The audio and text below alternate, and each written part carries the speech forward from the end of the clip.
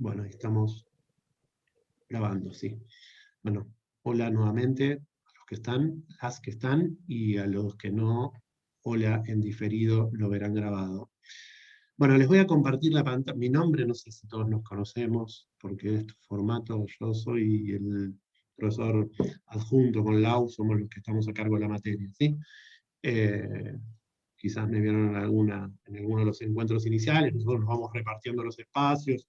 En general, yo, además de esto, como soy el que tiene más dedicación en la materia, en general, me encargo de todos los otros problemas que puedan surgir con la materia, compañeras y compañeros de ustedes que por ahí en otros años no pudieron hacer las prácticas. Entonces, durante el primer cuatrimestre, que la idea no es esa, pero bueno, puede pasar algo que le impida hacer las prácticas, y el año pasado pasaron muchas cosas, suelo ser el que se encarga de la gente que está ahí perdida o que quedó por alguna cuestión dando vuelta de los años anteriores, ¿sí? Bueno, vamos a compartir la pantalla y empezar con la clase, ¿sí? Vamos a ponerlos así, la voy a dejar así para, aunque sea verlos, no pongo pantalla total del PowerPoint, para aunque sea verlos a ustedes o ver algo, ver a los que aunque sea no cierran la cámara, como para tener la sensación mínima de algo, que no sea que le estoy hablando simplemente a la pantalla, ¿sí? Así que bueno, vamos a empezar. El otro día Mer un poco les hizo el repaso donde estábamos parados, ¿sí? Estamos en el núcleo 2. Eh, Fíjense que nosotros todo el tiempo hacemos estas cuestiones que tienen que ver con el repaso.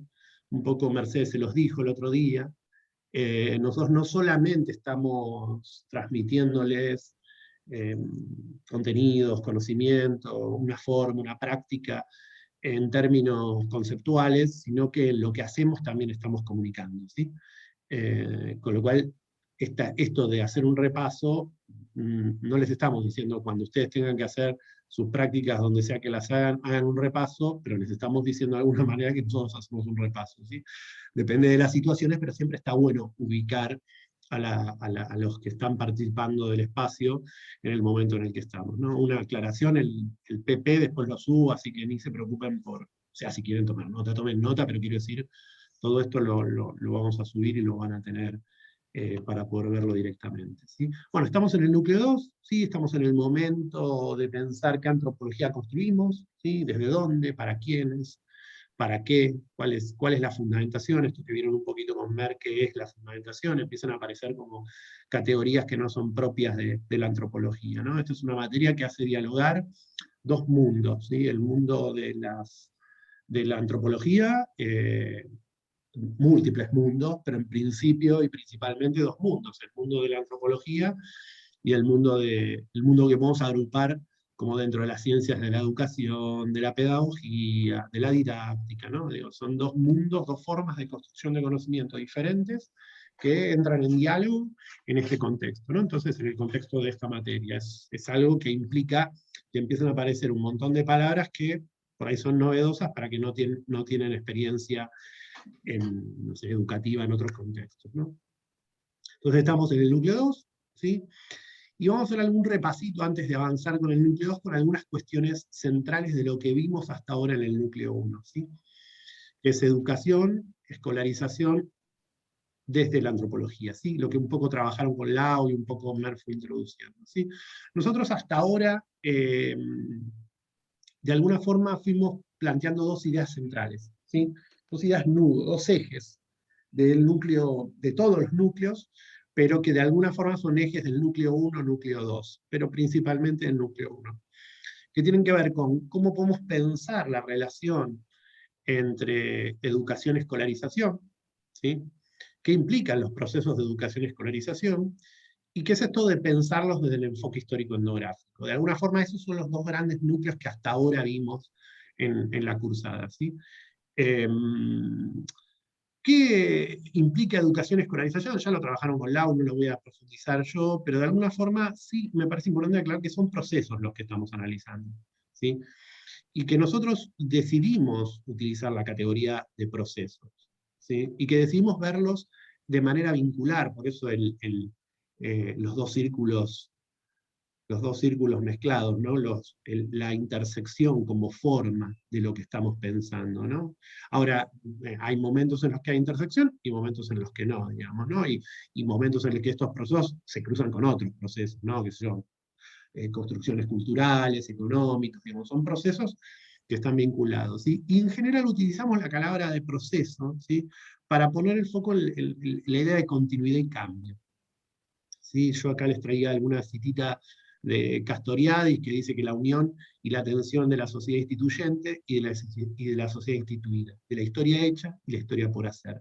Por eso pensamos en términos de procesos, ¿sí? O sea que estamos trabajando con dos procesos, con el proceso educativo y con el proceso de escolarización, ¿sí? ¿Y qué hacemos con esos procesos? ¿Sí? De alguna forma, lo que hacemos es analizar cuáles son los problemas sociales de ambos procesos y problematizar la relación, construir una problemática. ¿Sí? Entonces, el proceso a nosotros como categoría nos permite construir una manera de abordar procesos sociales mucho más amplios que los que nosotros estamos trabajando en esta materia. ¿Sí? ¿Por qué procesos? Porque además nosotros tomamos la categoría de procesos porque consideramos que los procesos ligan de alguna manera las prácticas que los sujetos despliegan. O sea, en todo proceso social, que es una construcción, una categoría de construcción teórico-conceptual para pensar las relaciones sociales en un entorno, en un entramado relacional, ¿sí? Es una categoría que construimos, no es que uno va por la vida caminando y viendo procesos, sino que es una categoría que construimos en las ciencias sociales, nos permite analizar cómo al interior de estos procesos se ligan, se relacionan, se articulan las prácticas que los sujetos despliegan respecto a un determinado problema social, el problema educativo, el problema escolar. ¿Sí? De alguna forma, lo que venimos trabajando nosotros es esto. ¿Sí? Esta es la manera en la que nosotros lo abordamos. ¿Sí? Es una ligazón, ¿sí? Como dicen Bourdieu y Wattman, es el trabajo colectivo de construcción de la realidad social. Por eso utilizamos la categoría de proceso, ¿no? Que es una categoría analítica. Pero esta relación entre lo educativo y lo escolar es algo clave. ¿Sí? Es algo que ustedes tienen que empezar a visibilizar, ¿sí? En los espacios donde estén participando. Algunos tendrán más espacio de lo educativo, otro de lo escolar. Ahora, sea donde sea, y ahora vamos a ver un pequeño ejemplito adelante de esta relación, están los dos procesos imbrincados. Hay múltiples procesos. Nosotros ponemos el foco en esto. Y ponemos el foco en esto y los analizamos a partir del enfoque histórico-etnográfico, ¿sí? Que es un poco lo que estamos haciendo hasta ahora. Son como dos grandes ejes que atraviesan toda la materia, ¿sí? Uno más temático, que tiene que ver con esto de los procesos educativos y escolares, y iremos profundizando, y otro más de cómo abordamos la temática, cómo construimos la problemática nosotros, desde dónde. Y desde el enfoque histórico-etnográfico lo construimos. ¿Sí?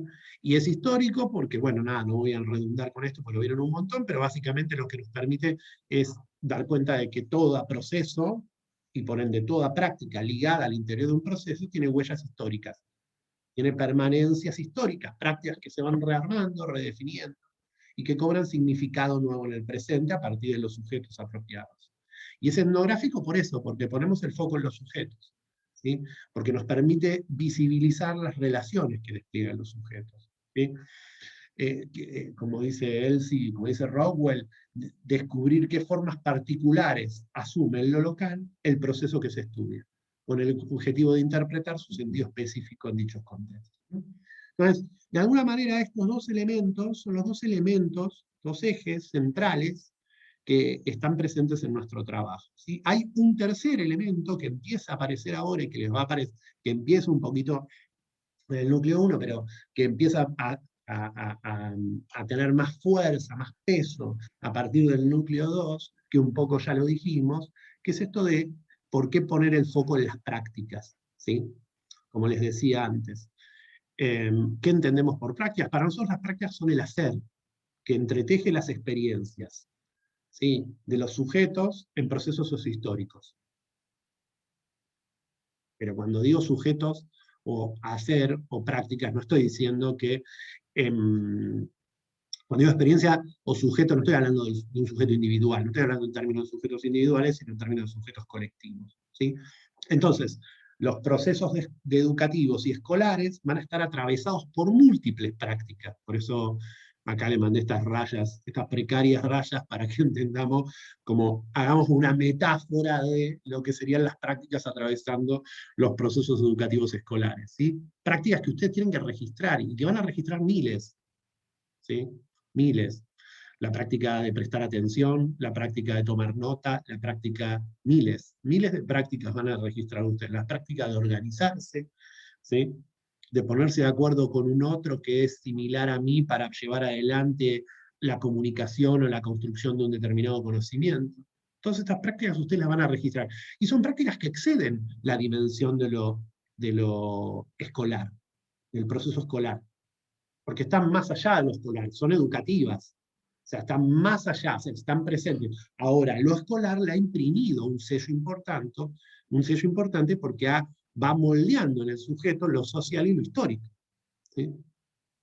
Por eso un poco acá tiraba una cita de Levinson y Holland, que un poco vieron ustedes, acá me olvidé poner que es Levinson y Holland esta cita, que tiene que ver con el concepto de producción cultural, pero que básicamente intenta pensar cómo se van construyendo espacios educativos y escolares. Entonces, traía un pequeño ejemplo, ¿sí? Para que viéramos, no para que lo analizáramos, sino simplemente para que viéramos cómo estos procesos están imbrincados en la vida social, cómo lo educativo y lo escolar está imbrincado como proceso en la vida social a partir del registro de las prácticas de los sujetos, ¿sí? Entonces, uy, se me cambió. Vamos a ver para bajar sin que... Quiero ampliarlo. ¿Dónde fue la llave?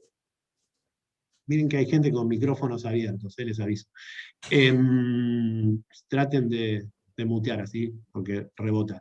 Bueno, como les decía, traigo un pequeño ejemplo. Por ejemplo, el ejemplo de hacer fila, ¿sí? O la cola. ¿Sí? Hoy en día, hacer fila se volvió nueva, algo que nada, que quizás no la encuentro. hay gente hablando, por fin, mutense, los voy a mutear. Si sos vos, Diego, te acabo de mutear. Vuelvo, el hacer fila, por ejemplo, es algo que apareció nuevamente. ¿Sí? Todo esto que estamos viviendo en estos últimos tiempos, ¿sí? Esta es una práctica que nosotros teníamos organizada de una determinada manera. Bueno, los argentinos además tenemos nuestras particularidades con la fila. Ahí vieron esto que le llaman el colero, los que vivimos en no sé cómo será la capital, no conozco tanto, yo estoy en el conurbano bonaerense, en Temperley, y cuando se hacen grandes colas, sobre todo en los bancos y en muchos otros espacios, cuando ahora no tanto, ¿no? Cuando la lógica era cobrar, no sé, yo docente durante mucha vida en escuelas secundarias y primarias, iba a cobrar con un cheque, estamos hablando de hace 10 años, 20 años, ¿no? Iba a cobrar con un cheque, un papel rarísimo que nos daban, un cheque que no era un cheque, que nos daban en las escuelas y con eso cobrábamos, y se hacían colas enormes en los bancos, y ahora supongo que deben seguir existiendo, y había gente que era colera, que era gente que iba a hacer la cola y después te vendía el lugar de la cola, ¿no? Por eso hay prácticas geniales que se dan en diferentes espacios que no necesariamente se dan en todos lados. Bueno, por ejemplo, volvió a ser significativa la fila, como fenómeno social, ¿sí? Como fenómeno social, como práctica social volvió a ser significativa. Por eso les pongo acá el dibujo de esta gente haciendo cola, haciendo fila en el pandemia, ¿no? Barbijo, situación, distancia, ¿sí? Ahora, acá hay otra, ¿no? Esta es una de cuando todo el mundo pensaba que llegaba el fin del mundo y iba a comprar cosas. ¿Se acuerdan cuando empezó la pandemia que era el fin del mundo, ¿no? Todos pensamos, el fin del mundo, el fin del mundo. Después de ver tantas series de fin del mundo, la gente ya flasheaba con fin del mundo, hasta quería fin del mundo, y la gente se agolpaba para comprar comida porque era el fin del mundo. Y bueno, nada, hacía cola incluso. Imagínense que pensando en el fin del mundo la gente hacía cola, qué peso significativo de la práctica, ¿no? Bueno, acá hay otra de unos jóvenes, les jóvenes, como dicen ustedes, haciendo cola con otras lógicas, ¿no? Donde la línea no es línea, donde es más amplia, ¿no? Y después tenemos un ejemplo de unos niñitos haciendo la fila para entrar al jardín de infantes y una foto histórica, ¿no? trabajo de una compañera que hace todo un trabajo histórico sobre el uso de guardapolvo, Gabriela Cabral, que es muy interesante porque analiza con fotos de archivo y donde se ve cómo es una práctica que se va planteando en relaciones al interior de la escuela, ¿no? Entonces, un poco entender cómo estos procesos de los que hablábamos, de los que hablaba antes, el proceso educativo y escolar se entretejen a partir de prácticas. Yo les traía el ejemplo de la fila, porque me parece que es un ejemplo muy significativo para el presente que estamos viviendo, ¿no? Se redefinió. Es una práctica sociohistórica, hacer fila es algo sociohistórico, está presente desde nuestra más tierna edad cuando vamos a las escuelas, tomar la fila, tomar distancia, ¿sí? No sé dónde habrán estudiado, pero yo donde estudiaba me hacían levantar la mano tipo Adolf y tenía que tomar distancia del otro niño, porque en ese momento la escuela era solo de hombres, y teníamos que formar fila de esa manera y de mayor a menor, ¿no? Digamos, bueno, toda esta práctica que tiene que ver con lo escolar, ¿sí? Es una práctica que está vinculada y que va permeando la dimensión del proceso educativo y se van articulando, y mutuamente se van articulando.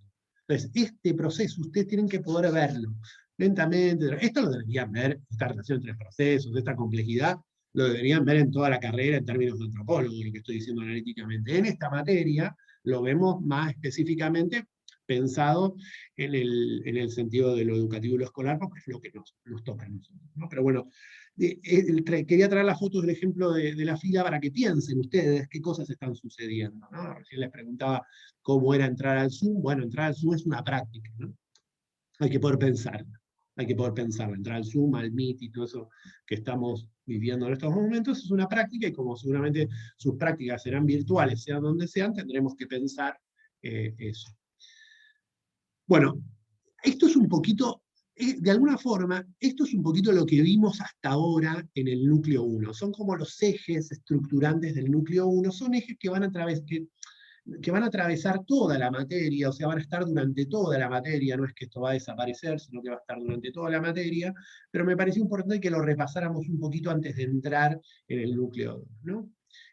Con Mer el otro día avanzaron en el núcleo 2 en herencias, discusiones, resignificaciones, hablaron de la antropología en general y del sentido por el cual nosotros recuperamos las herencias de la antropología en general. Hoy vamos a entrar específicamente en la herencia de nuestra carrera y específicamente más en la del profesorado, que tiene que ver con pensarnos un poquito a nosotros, ¿no?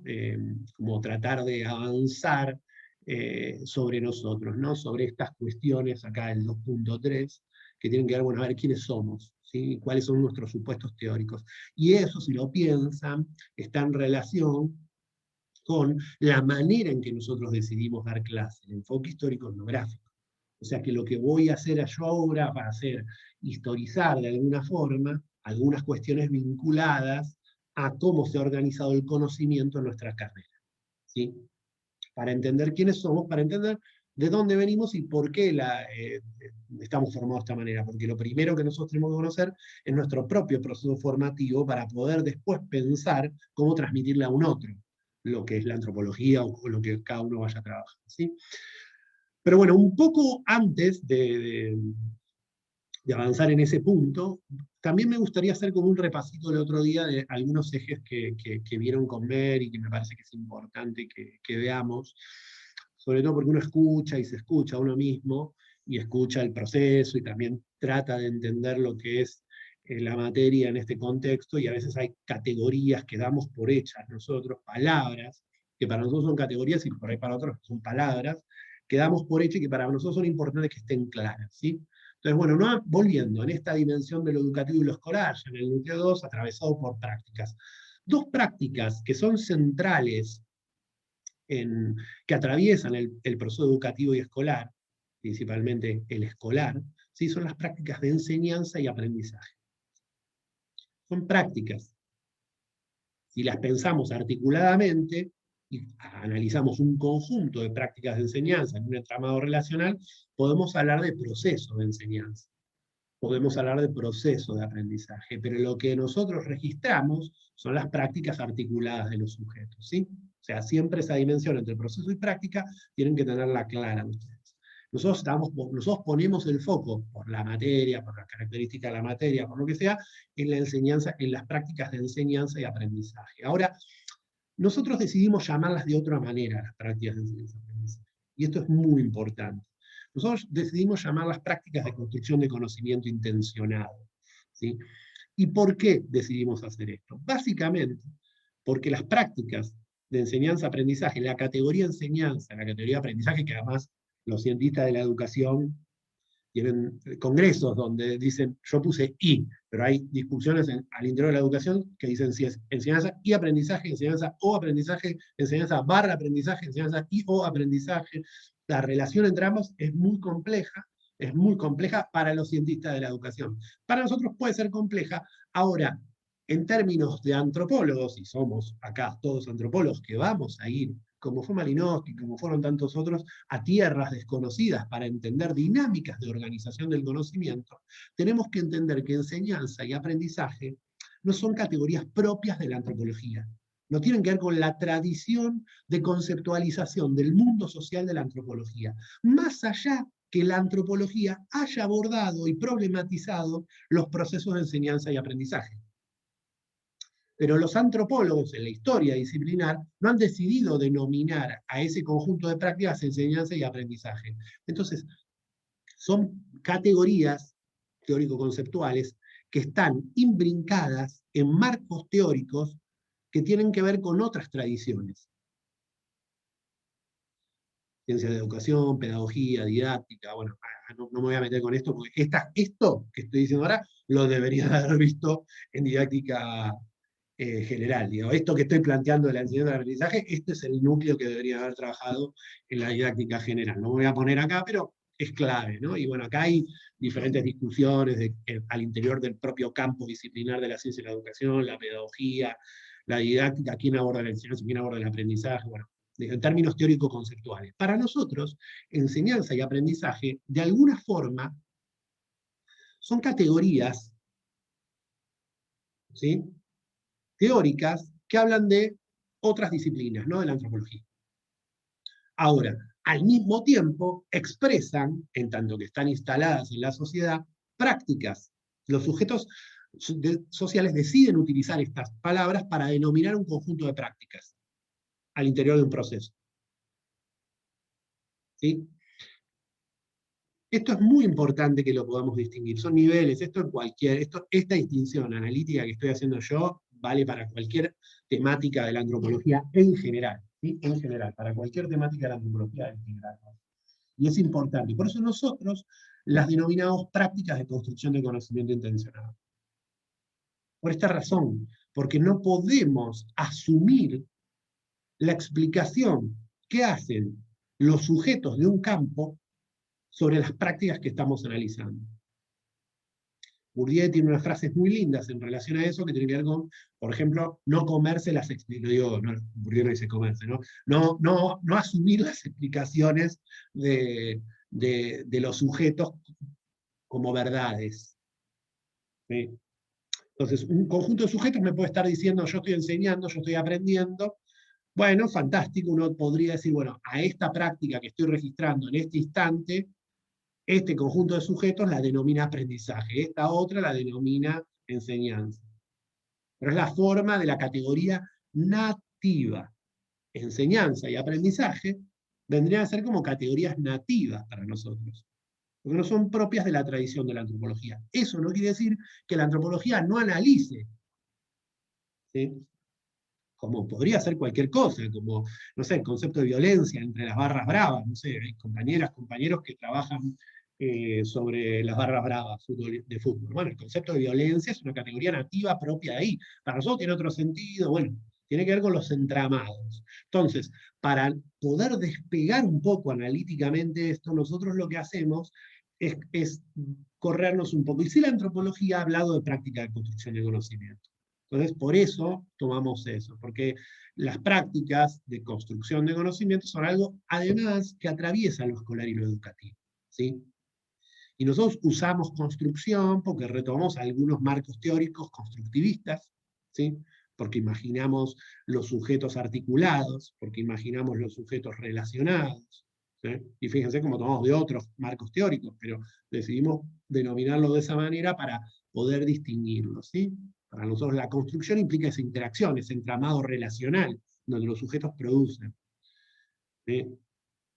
Y los procesos de construcción de conocimiento, en términos generales, implican la totalidad de prácticas construidas por una sociedad en un momento histórico-social para conceptualizar un entramado y un determinado problema social, ¿sí? Una determinada situación. Como por ejemplo recién veíamos el ejemplo de hacer fila. Hacer fila, o denominar fila, a ese conjunto de personas que yo digo fila, y cada uno de nosotros se nos imagina una situación social totalmente diferente. Ahora, como yo les decía recién, no es lo mismo esta fila, la del COVID, que iba a decir boliche, lo cual denota mi edad, la de la salida del, no sé cómo le dicen ahora, o la del supermercado, o la de la escuela de principio del siglo.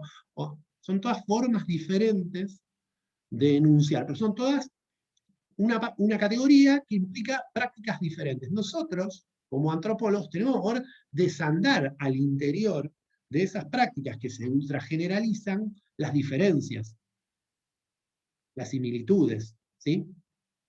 Volví del PowerPoint que vimos antes, de la filmina que vimos antes.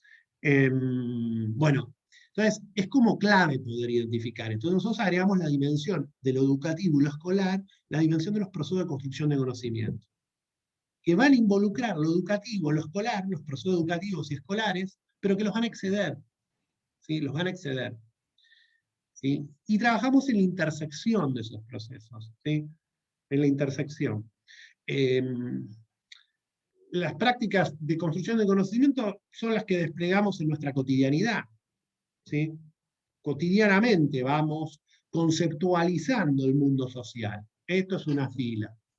Pues, diferentes situaciones, vamos denominando un conjunto de situaciones, de haceres de los sujetos, con determinadas palabras y categorías. Las conceptualizamos. Esas conceptualizaciones son histórico y sociales, las tenemos que analizar. Por eso nosotros decidimos alejarnos de enseñanza y aprendizaje para pensar esos procesos que pasan al interior de la escuela, de las organizaciones sociales, de todos los espacios donde se construye conocimiento, ¿sí?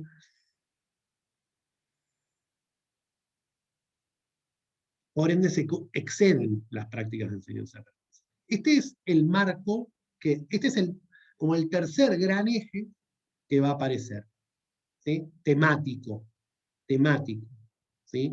Una cosa es los ejes y discusiones temáticas, y otra cosa los ejes y discusiones teórico-conceptuales como nosotros organizamos, ¿sí? Entonces, la discusión entre la relación entre lo educativo y lo escolar, pensándolos como procesos, ¿sí? La discusión de las prácticas, la discusión sobre las prácticas de construcción de conocimiento. Son estos tres grandes, ¿sí? Situaciones temáticas para pensar la experiencia de ustedes, los procesos, diferentes procesos donde vayan a trabajar, diferentes espacios donde vayan a trabajar, donde se despiden práctica para construir conocimiento. Y metodológicamente, analítico, epistemológicamente, nos paramos en el enfoque histórico-etnográfico, ¿sí?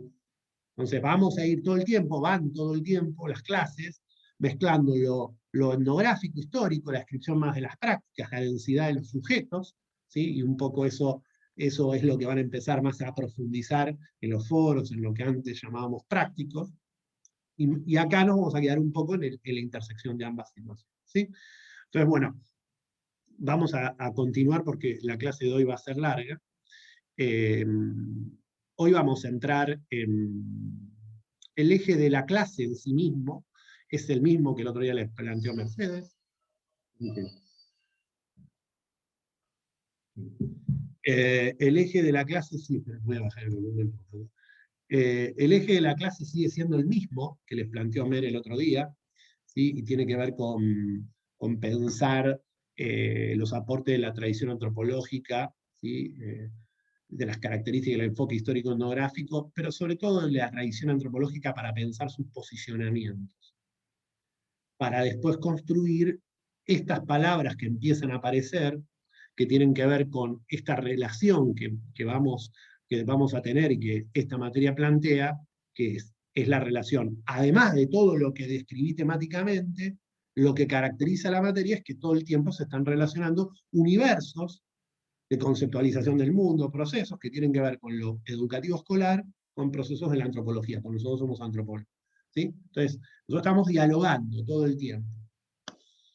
Y tranquilos también, porque es complejo, nosotros sabemos que esto se va entendiendo. Como todo, se va a ir entendiendo en términos de, con el tiempo, y sobre todo, principalmente, con la práctica. ¿Sí?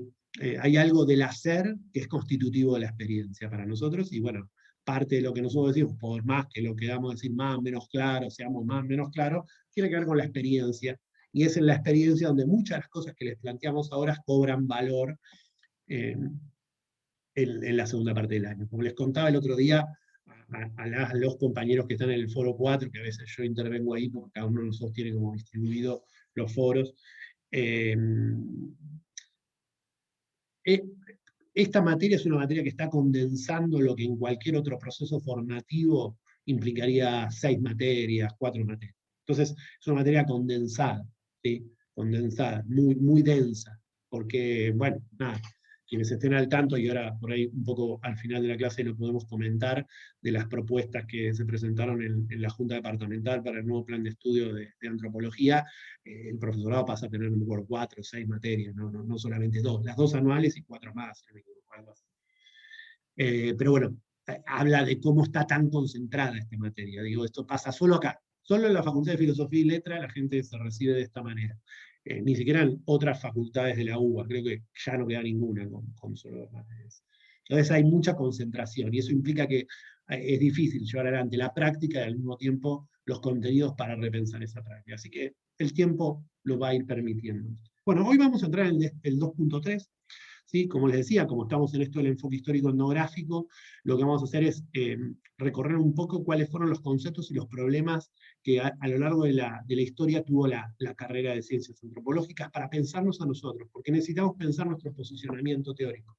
Porque cuando nosotros decidamos, nosotros decidamos o hagamos nuestra experiencia en algún espacio, necesitamos conocer la historia de la antropología, entender por qué si yo flashé con que quiero trabajar el concepto de identidad o de red social o lo que sea, que quiero trabajar de esta manera organizativa, colectiva, a partir de, bueno, tengo que entender cuál es la tradición del conocimiento de la antropología, cómo la antropología se ha pensado a sí misma en la propia carrera, a partir de la delimitación de cuáles son los contenidos que ha validado históricamente en determinados momentos. ¿Sí? Entonces, lo que estamos haciendo ahora es explorarnos un poco. Para eso tomamos el texto este, que bueno, del profesorado que es mío, y algunas cuestiones de texto de Vicky y de Mer, pero también de base van a tener acá cuestiones que tienen que ver con la, ¿cómo se llama? Con un texto que es Neufeld, Scalia, Iname, el museo era una fiesta o algo así que no me acuerdo, lo tienen en la bibliografía optativa, que es un libro, una compilación que es de Filo, que lo que hace es recuperar para los, no me acuerdo cuántos, 2015, ¿cuántos años eran de la carrera? No me acuerdo, me olvidé.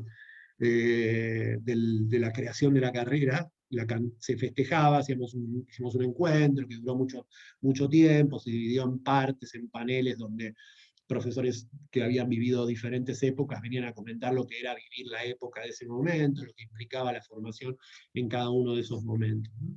Entonces, eso también topa un poco, que lo tienen ahí en la bibliografía optativa, ¿sí? Bueno, acá lo que vamos a hacer un poco es recorrer algunos elementos, ¿sí?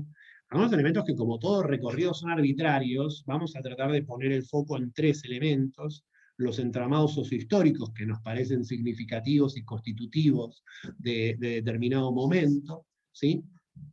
Miren que todo esto yo después lo subo, subo el PDF, así que yo, porque a veces algunos veo caras de acercarse, porque la letra está chiquitita, tranqui, digo tranqui porque después lo miran en el PDF y todo eso. No lo agrando, porque si lo agrando dejo de verlos ustedes y me pierdo un toque de, no sé con quién estoy hablando.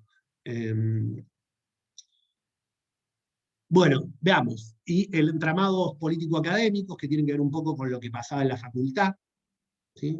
Porque en ese momento era la facultad, y entramados de la currícula de antropología, específicos de la antropología, de los contenidos y los conocimientos legitimados de la antropología. Bueno, pensemos un poquito, ¿no? Nosotros tomamos 1880, que es el ciclo de gobiernos, lo que se denomina como ciclo de gobiernos conservadores, que va hasta el 16, ¿sí? Hay estas cuestiones históricas, las voy a tomar de manera genérica para que nos ubiquemos, ¿sí? Pero básicamente lo tomamos porque la creación de la Facultad de Filosofía y Letras es en 1896, ¿sí? Entonces, es el periodo de los gobiernos conservadores, ¿sí? Es el periodo de lo que se conoce como generación del 80. Y tiene que ver básicamente con ciertas clases medias altas, cierta élite de nuestro país porteña en ese momento, y su preocupación por formar a qué íbamos a hacer con sus eh, hijos, hijas, gente que ya había crecido y era necesaria pensarla, y de qué manera podían generar profesores para eso. Y esto es interesante, la Facultad de Filosofía y Letras se crea para formar a los profesores que educarían a los jóvenes del siglo XX. ¿Sí? Y sí, sí, yo me imagino, ¿no? Algunas caras, porque todos estamos ahí diciendo, no, los doctores, los grandes doctores, los licenciados. No, no, la Facultad de Filosofía y Letras se crea para formar profesores, lo cual habla de la significatividad, ¿no? De cómo valoramos las cosas en el tiempo histórico. Se crea para eso en ese momento, profesores que tienen que ver con historia, geografía, filosofía, letras, ¿sí? Tiene que ver con eso, tiene que ver con crear a los profesores, sobre todo en lo que vendría a ser la educación media, secundaria, ¿sí? Entonces, el primer título que se crea es el profesor de enseñanza media y normal y especial, y después se agrega el doctor. ¿Sí? Y no existía el licenciado, vamos a ver, después lo vemos un toque, pero la categoría licenciado tiene que ver con un desarrollo de la ciencia que es mucho posterior, ¿no? Que tiene que ver con la construcción de las disciplinas. En este momento estamos hablando de la dimensión de las humanidades, y las humanidades se pensaban como holísticamente, ¿sí? Y recordemos, era una élite la que trabajaba y la que estaba pensada para estas cosas, ¿sí?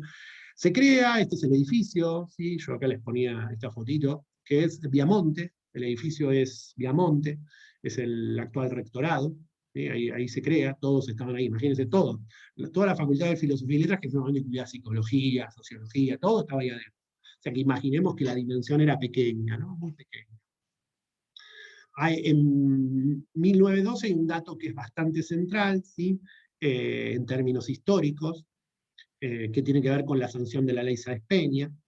Y es un mismo periodo en el cual se empieza a diseñar un proceso de especialización docente. Ya empieza a crecer de alguna forma, la ley Sáenz Peña, todos sabemos qué es, ¿no? Tiene que ver con el voto, con la ampliación del voto, ¿sí?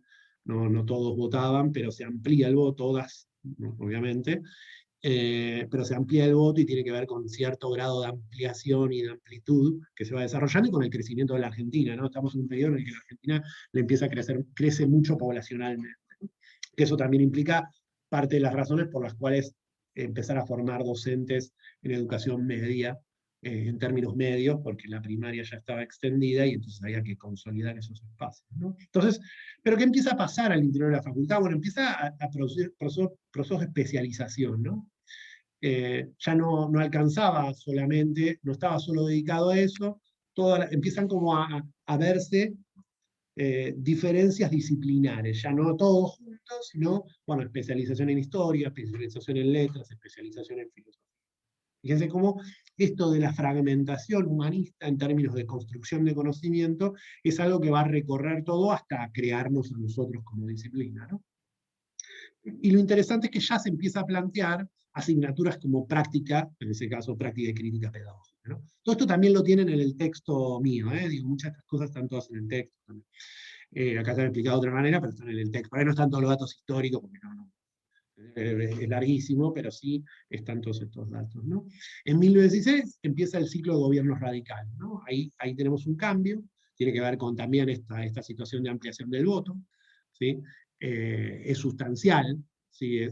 La ampliación del voto, y da lugar a otros colectivos, a otras clases sociales, a participar de la vida política de la Argentina en ese momento. De Buenos Aires por lo pronto, ¿no? Pero de la Argentina en su totalidad. En el campo de la facultad y de lo que vendría a ser el profesorado, se siguen consolidando asignaturas específicas. Se sigue construyendo un proceso de especialización para los profesores. Ya empiezan a separarse el doctor de el profesor. Empieza como el proceso de separación, ¿no? En 1919 se crean 3 asignaturas más: Ciencia de la Educación, Crítica y Práctica de la Enseñanza y Metodología General y Especial. Fíjense ya como en ese primer momento empieza como un proceso de especialización y de separación de universos, ¿no? Igual estamos hablando de dimensiones de muy pocos estudiantes, ¿no? En el 25 se crea la sección de didáctica, ¿sí? Estamos durante los gobiernos radicales, ¿no? Tengamos en cuenta que estamos durante el periodo de gobiernos radicales. Se crea la sección de didáctica, ya como una sección específica de la Facultad de Filosofía y Letras, ¿sí? Y el objetivo concreto era formar profesores de segunda enseñanza normal y especial en filosofía, en historia y en letras, ¿sí? Esto es el inicio de la naciente currícula disciplinar del profesorado, ¿no? Empieza a diseñarse el profesorado. En el 27 se produce uno de los primeros cambios y modificaciones, ¿sí? Se modifica el plan de estudio. Pensemos que hasta ahora era una sola carrera, no estamos hablando de carrera, ¿no? O sea, el doctor, el profesor, dos carreras, digamos, ¿no? Tampoco la noción de carreras como nosotros la tenemos ahora. ¿Sí? Uno iba cursando asignaturas, iba acercando, era otro proceso, digamos. Vuelvo a decir, en el espíritu más del humanista, más del holístico, ¿sí? Pero empieza a tener un foco importante todo lo que tiene que ver con la formación docente en relación a esto, ¿sí? Entonces se modifica el título, es profesor de enseñanza media, secundaria normal y especial en filosofía, letras e historia, y se vuelven a agregar a la sección de didáctica más asignaturas. Fíjense, ¿no? Como todas estas asignaturas que se van creando en todo este proceso histórico, que después a la actualidad terminan en 2, ¿no? Y hay toda una historia en relación a eso, y tiene que ver con eso, con la formación y con el lugar que se le puso a la docencia en la facultad, ¿no? Yo creo que hay un proceso de invisibilización importante del lugar docente y del título de profesor en la facultad. ¿No? No es algo que se visibilice mucho. Todos lo hacen, mucha gente lo hace, pero no es algo muy visible. Incluso no están claras las normas, bueno, cosas que ustedes viven y sufren mucho más, quizás que nosotros lo sufrimos en términos políticos.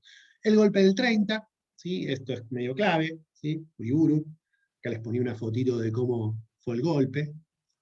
Después mírenla, pero es interesante, ¿no? Como la imagen, ¿no? Me parecía interesante la imagen en términos de, bueno, es un golpe con unas ciertas características, ¿sí? Y que tiene que ver con un cierto orden, una cierta, vamos a ver que las imágenes se inicia el ciclo de golpes de Estado militares en la Argentina, y las imágenes de cómo van a ser los golpes van a ir cambiando a lo largo de la historia, no van a tener esta lógica, ¿sí?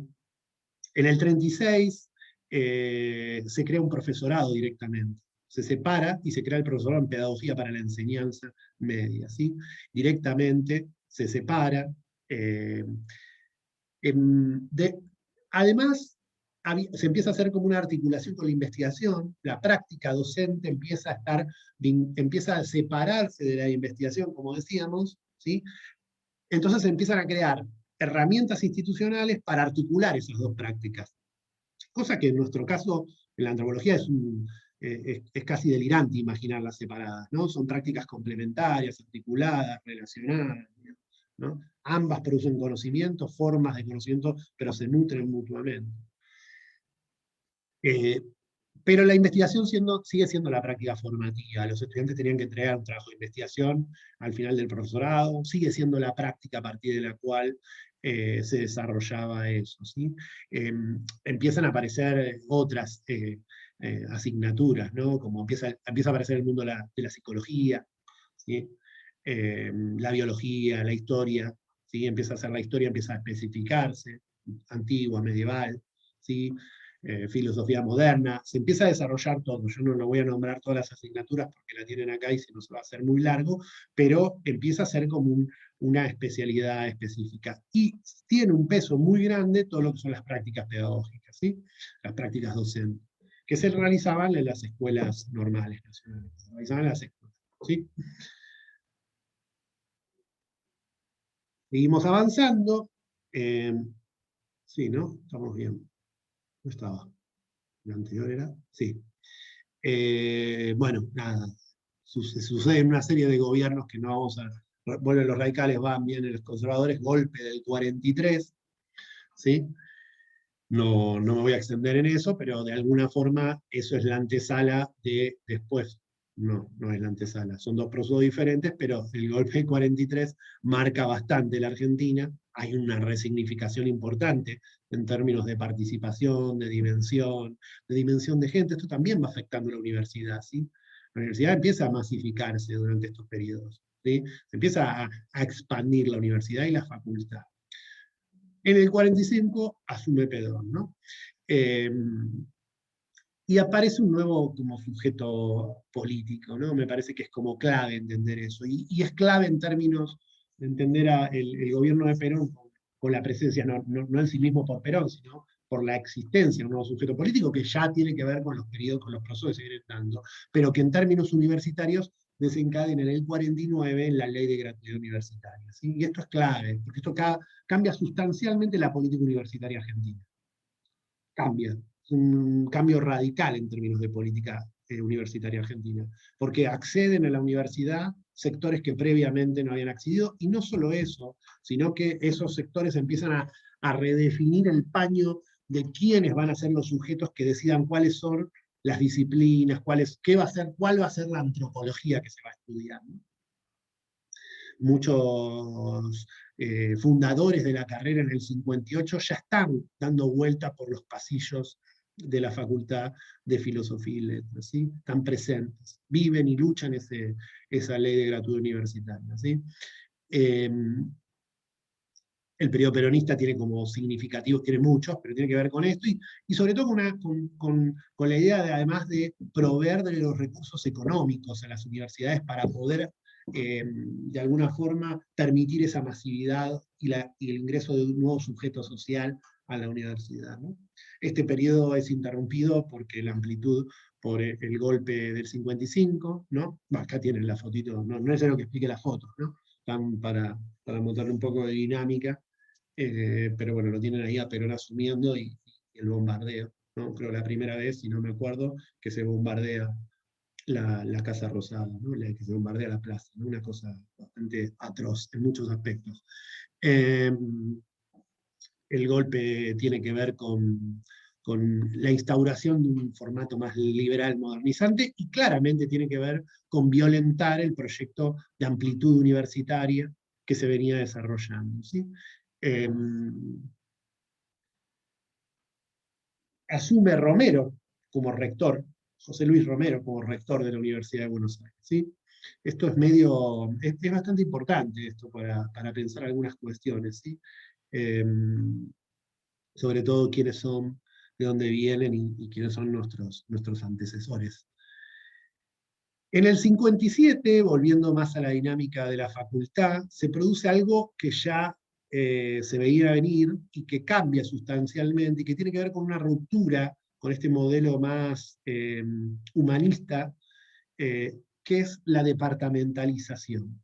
¿Qué quiere decir esto? Empieza a construirse la noción de la disciplina. Mientras que la formación era más holística universitaria, holística totalizante, grandes estudios, estudiabas todas las ramas de las ciencias sociales y las humanidades. Empieza a aparecer, y esto tiene que ver con fenómenos que se dan no solamente en Argentina, sino fenómenos mundiales, ¿no? Es la consolidación de un cierto modelo científico, una cierta forma de construir conocimiento en términos científicos, ¿sí? La fragmentación es un elemento central en ese proceso, lo que se conoce como disciplinas. No voy a profundizar, pero que tiene el doble juego que Foucault desarrolla con la categoría de disciplina, ¿no? Es un disciplinamiento interno y un disciplinamiento externo. Es al mismo tiempo la delimitación de un campo conceptual, pero también el disciplinamiento de prácticas al interior de la propia espacio. No disciplinamiento como algo malo o maligno, sino en términos de delimitación, ¿sí? ¿Qué es y qué no es una disciplina? Parte de. Y empieza como esta delimitación, ¿no? de los campos. Piensen que además en términos de antropología en el mundo veníamos de periodos previos con un particularismo histórico muy presente, y en este momento, que además el particularismo histórico está presente en los claustros universitarios de la Facultad de Filosofía y Letras, ¿no?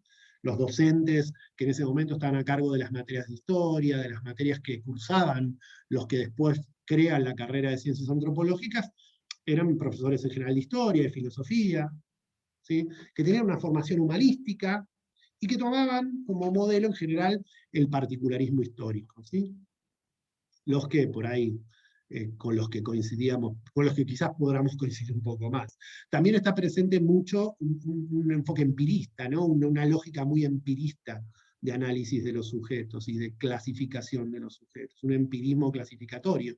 Tengan en cuenta que también es el periodo todo este en la antropología mundial, donde hay una presencia muy grande del estructural funcionalismo, ¿no? Es como central. Bueno, son escuelas que están dando vuelta.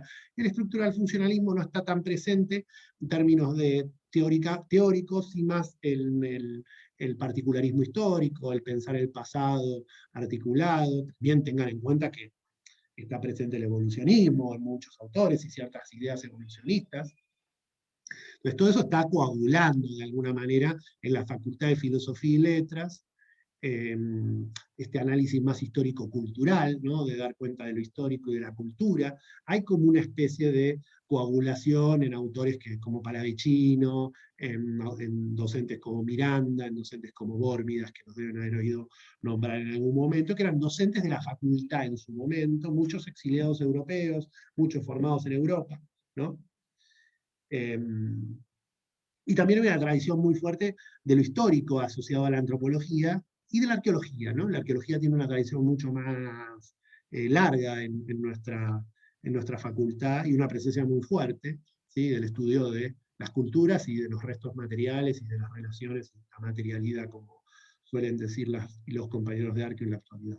Entonces hay una presencia muy grande, y también de la etnología. Todo eso coagula en un determinado momento, ¿sí? Y se produce un proceso de departamentalización, que es un proceso que llevan adelante tanto docentes como estudiantes, ¿sí?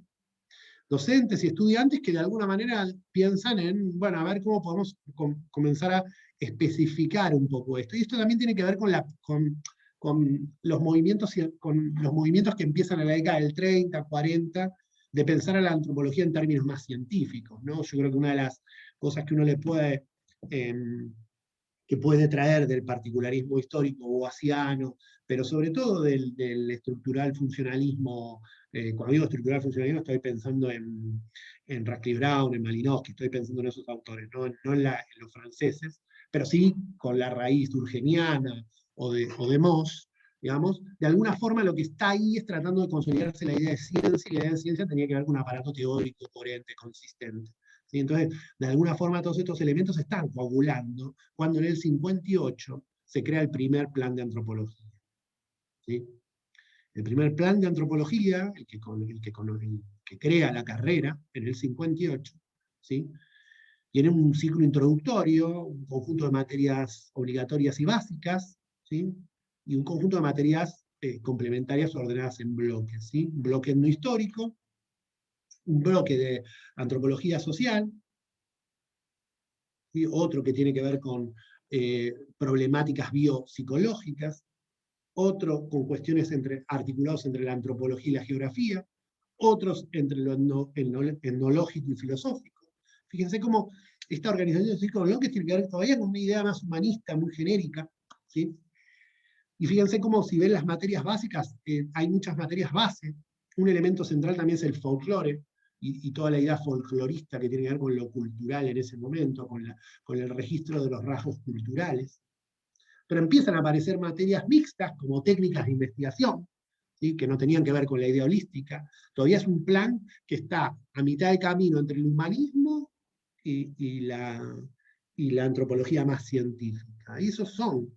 Y son estas personas que nosotros conocemos quienes participan muy activamente en el armado de esto, ¿no? Digo, eran estudiantes en ese momento, Eduardo Menéndez, Mirta Lichetti, María Rosa Neufeld, ¿sí?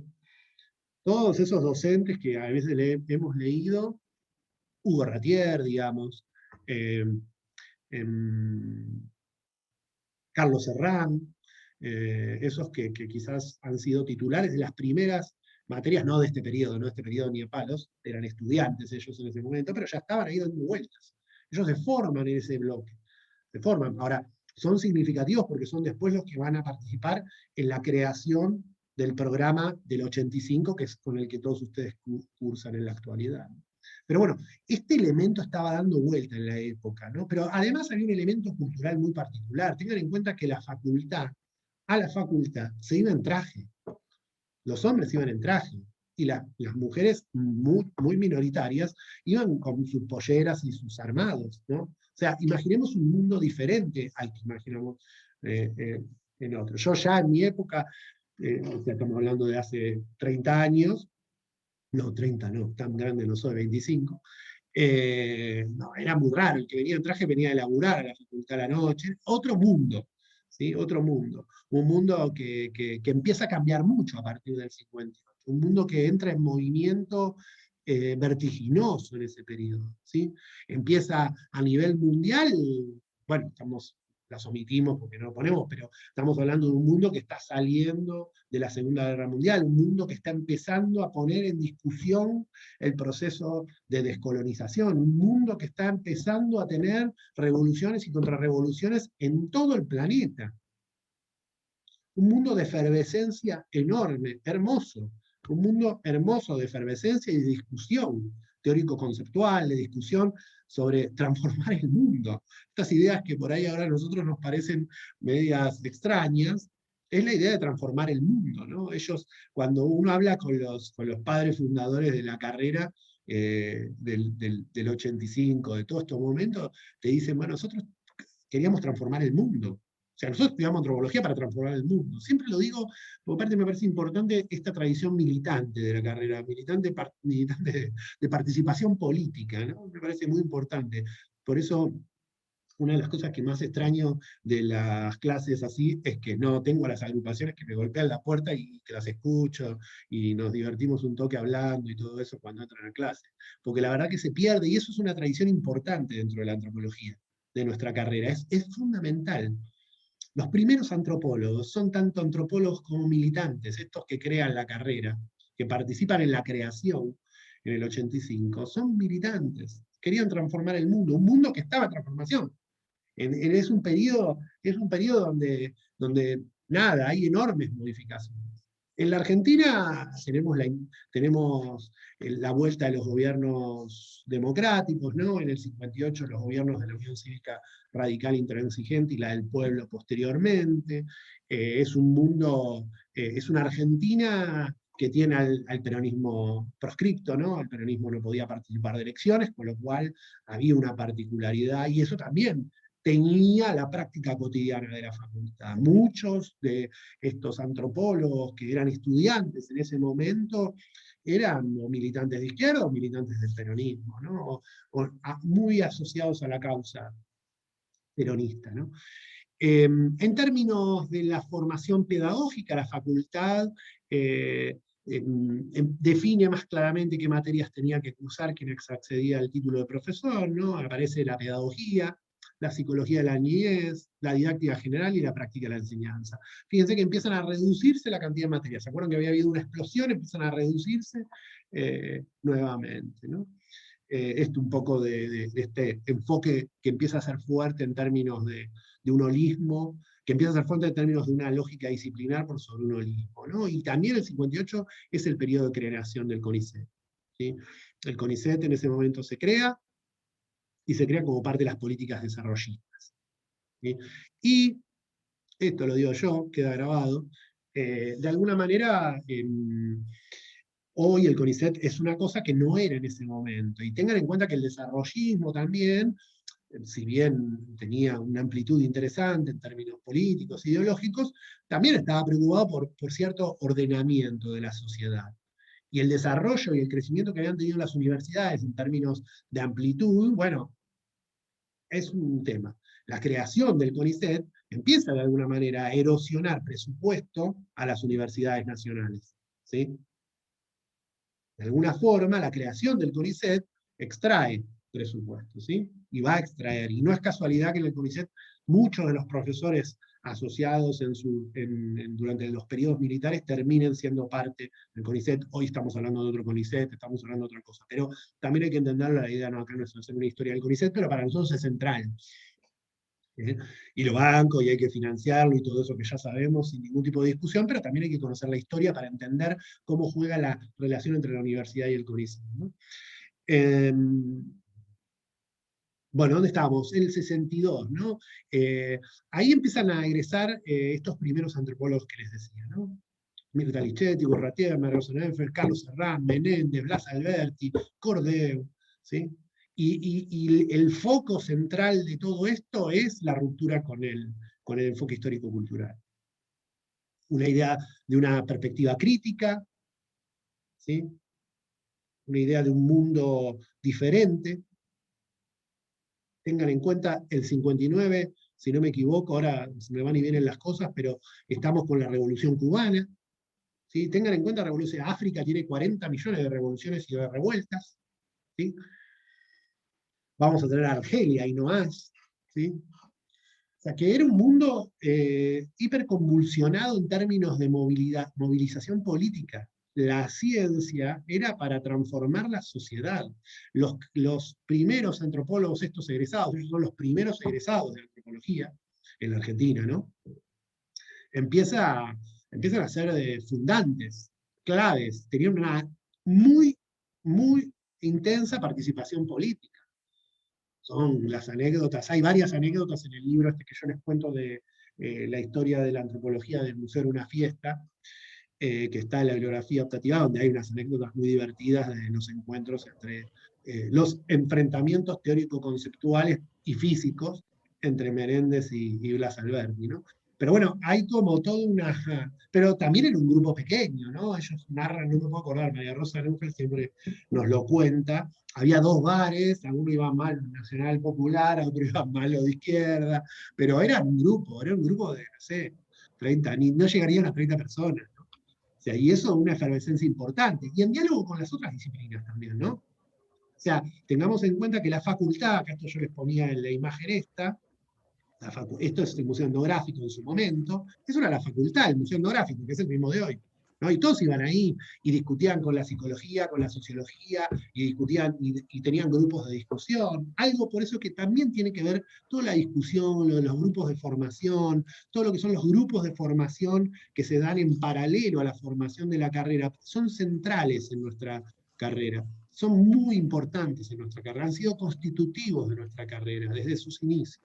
Entonces, por eso a veces uno con estos tipos de vida de ahora, seguramente los más jóvenes sabrán cómo generar grupos de estudio, a uno se le complica más. Pero tiene que ver con eso, ¿no? Con recordar cuál era el contexto de época de ese momento. Un contexto hipermovilizado, el asesinato de Kennedy, Martin Luther King, digamos, hay una cantidad de movimientos sociales muy grandes, pero también de discusiones teórico-conceptuales. Está claro que las corrientes teóricas hegemónicas en el mundo, en la antropología, empiezan a hacer crisis. ¿Sí? El estructural funcionalismo, el particularismo histórico, empiezan a surgir otras, Manchester, empieza a surgir escuela y personalidad, múltiples, el estructuralismo francés, digamos, o lo que después sería Lévi-Strauss. ¿Sí? Hay como una discusión muy grande, y al interior de la antropología local también, digamos, ¿no? Ya hay una mirada diferente del presente y de los sujetos. Se quiere trabajar con los sujetos, el trabajo de campo empieza a ser central. Siempre igual fue central el trabajo de campo en la carrera, ¿sí? Desde esa primera creación en el 58. Ahora, la relación que establecíamos en el campo empieza a cambiar, ¿no? La etnografía es central, la relación con los sujetos ya no es tan clasificatoria, sino de conocer sus prácticas, de conocer en profundidad la dimensión, ¿no? En el 66, ese es el contexto de época de ese momento, ¿no? De la creación de la carrera. En el 66 tenemos el golpe, ¿sí? Donde se derroca Ilía, y nuevamente, común en la facultad o al interior de la facultad, lo primero que sucede es se elimina el cogobierno, ¿no? Obviamente, es lo primero que va a suceder, esa primer ley sancionada del peronismo, una de las cosas centrales que tenía es eso, empieza como a instituirse el cogobierno. Por eso decía, en la creación de la carrera participan los que eran estudiantes, los que eran graduados. Hay una participación muy grande, y estamos hablando que si era un grupo de 50 personas, era una discusión donde podían participar. No estamos hablando de las dimensiones que hoy tiene la carrera, ¿no? Entonces, el golpe es una ruptura institucional muy grande, ¿sí? La noche de los bastones largos, ¿qué les voy a decir? Nada, cuestiones que de alguna forma son como históricas, son constitutivas de ese momento y que rompen toda esa efervescencia que de alguna forma estaba desplegándose. Y hay una vuelta un poco de los aspectos más culturalistas y fenomenológicos, ¿no? Donde Bormida toma como más fuerza en la antropología, digamos, o en el momento de la antropología. Bueno, 69, 72, aparece el segundo plan de estudios de la carrera de antropología, que dura solo un año. ¿Sí?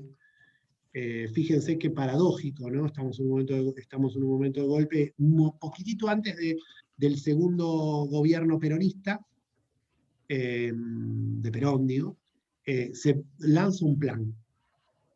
¿Sí? Se lanza un plan que no prospera, dura un año, tiene modificaciones muy pequeñas, casi prácticamente nadie lo termina cursando, grande estudio de antropología. ¿Sí?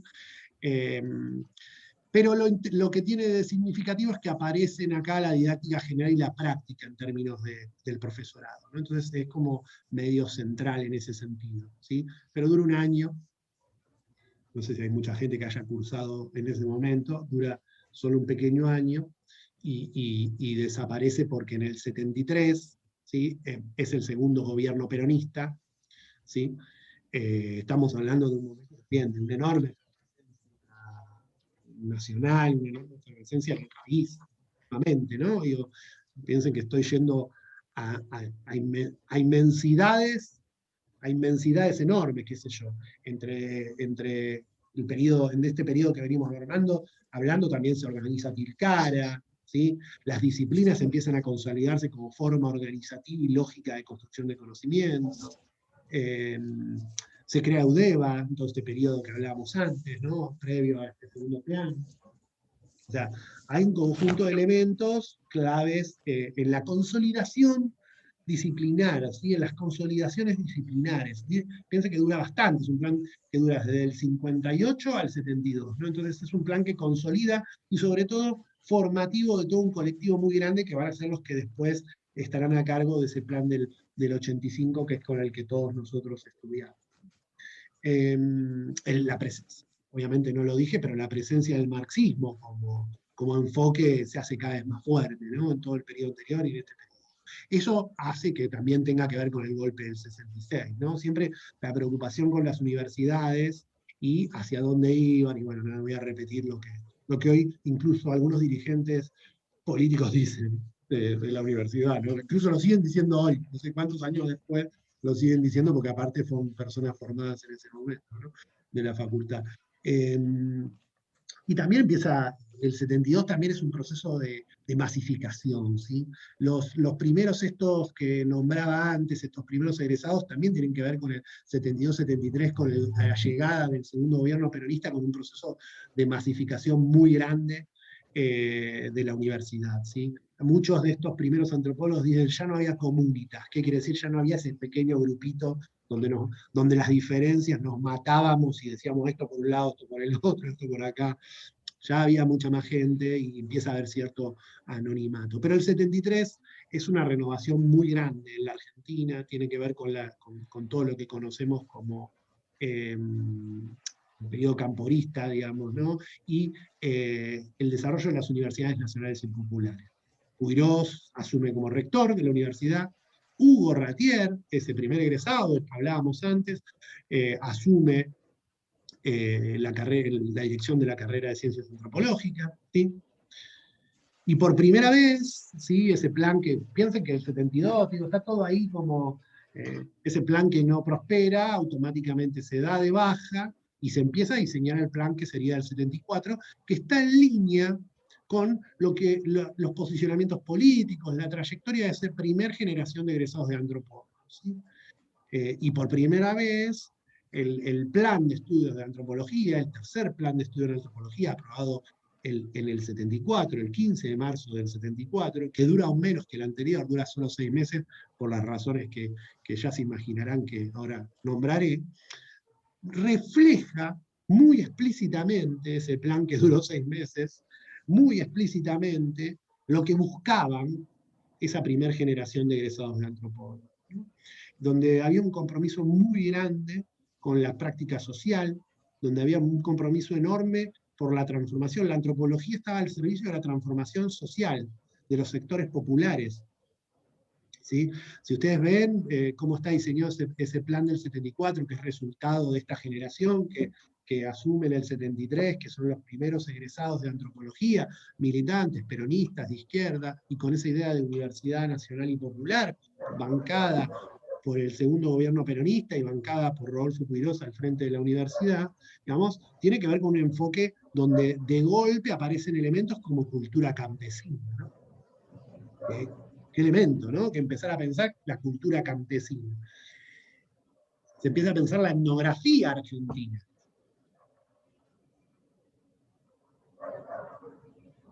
¿Sí? Y empiezan a hablar ciclos de formación diferentes. Acá es donde empieza también, ya un poco antes, a diferenciarse algunos elementos con arqueología. Acá empiezan a aparecer las diferencias con arqueología. A diferencia en términos de armarse dos especializaciones y todo eso, ¿no? Pero el compromiso general era muy grande. Lenguas indígenas, en ese momento pensar lenguas indígenas, no, cómo problematizarlas. Bueno, las metodologías, muy presentes, muy presentes. Conflicto, conquista de América, la idea de conflicto dentro de la currícula. ¿Sí? Hay un conjunto de elementos que empiezan a dar cuenta de todo ese campo formativo disciplinar del que hablábamos antes y que es constitutivo de todo este colectivo, ¿no? Piensen que además está la discusión con Lévi-Strauss, el marxismo en su apogeo, Binford en arqueología, clave, Binford en arqueología, una redefinición, Godelier, Murra, autores que empezamos a ver un poquito, que empiezan a redefinir la antropología mundial y la antropología propia. Pero además, un desarrollo político infernal que se da desde el 70 y en los movimientos estudiantiles, dentro de la facultad. Se crean corrientes estudiantiles nacionales y populares, ¿sí? Los descamisados, la presencia de la política en la facultad era muy grande.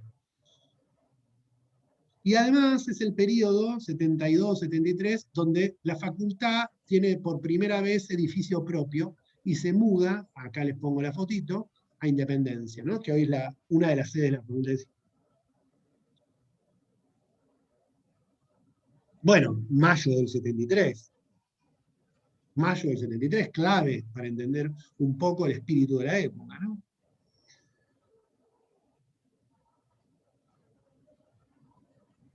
Pero también ya empieza a ver los enfrentamientos entre diferentes sectores del peronismo, que en la universidad están presentes, que lo veremos, que tendrán consecuencias históricas muy grandes para nosotros, ¿sí? Pero que son como medios centrales para entender estas cuestiones. La formación de las cátedras nacionales, ¿sí? Donde todos estos docentes empiezan a colaborar.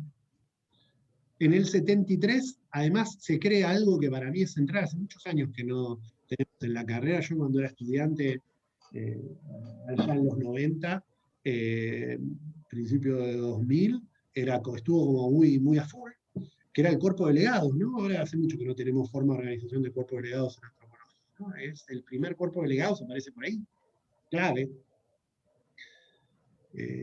Los museos, el museo etnográfico se abre, digo, la idea es que la gente participara, el museo etnográfico, hay un espíritu de época que es muy significativo. Y que tiene que ver con todo un momento, ¿no? De transformación. Bueno, Mariátegui, ¿no? Nada, el perfil del egresado es otro y básicamente hay un proyecto que es el proyecto de Isla Maciel, que es como muy central, donde muchos de estos docentes trabajan, que Isla Maciel saben lo que es, ¿no? Es ese pedacito que está ahí en el riachuelo en la zona de La Boca, frente a Avellaneda, o sea, y que tiene que ver con donde ya hay, tengamos en cuenta que ya empieza a haber asentamiento de sectores populares, y tiene que ver con eso, con la colaboración. Una de las primeras colaboraciones tiene que ver con los sectores sociales que vivían en la isla Marciana, y es algo muy formativo de todo este grupo, ¿no? Hay un trabajo de lo que se entiende hoy en día como extensión muy grande, porque la universidad era para transformar, era para hacer política y transformar, polis, definición de cómo hacemos política de la vida colectiva, ¿no? Bueno, como se imaginarán, todo esto el 1 de julio cambia, ya con Isabel, con la muerte de... no, con Isabel no, que estoy diciendo. Perdón, no me maten. Sí, sí. Ay, perdón, se me hizo un lapso. Sí, bueno, cambia con la asunción de Perón, de la... ¿Es Isabel? Ahora, se me hizo un lapso, o es Estela Martínez de Perón. No sé por qué tengo que anotar a Estela. No, Estela es, sí, Isabelita. Me hizo un... sí, es Isabel, ¿no? Sí, alguno que me corrija que el cerebro se me fue. Bueno, no importa. Es Isabel. Isabel. No sé por qué tengo Estela Isabel, ahí. porque es Isabel Estela. Ah, gracias. Isabel Gracias. Estela. Sí, leí Estela y dije Isabel, se me armó un lío en el Acá, cerebro. en la memoria más viva. Sí, aparte yo, Sí. eso es historia para mí en términos concretos, porque yo Claro. nací el 15 de marzo del 74, o sea que es el... Ah, no, claro, recién nací. Nazco con un Claro. gobierno peronista y con la creación de la carrera de ese momento, que es casualidad, pero es la fecha de mi nacimiento. Pero bueno, se me hizo un lío, digamos, pero lo Sí, importante Isabel además... Estela Martín. Sí, por eso, María como Isabel no Estela. lo puse ahí, No, está. le pifié. Lo digo porque aparte algunos lo ven diferido y esto, y es importante que esté claro. Bueno, lo importante es que asume Ivanišević en el Ministerio de Educación, ¿sí? Al frente de Cultura y Educación, y se arma lo que se conoce como la misión Ivanišević, que básicamente era extraer esas células subversivas presentes en la universidad, y ahí tienen una serie de frases, algunas yo pongo en el artículo, pero hay compañeros, hay trabajos muy lindos de compañeros como Pablo Perazzi, ¿no? Re lindos de esa época.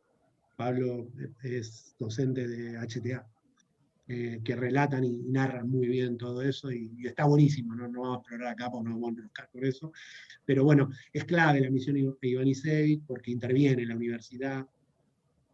Es una intervención violenta, hiperviolenta, no tengo ni que explicarles, ¿sí?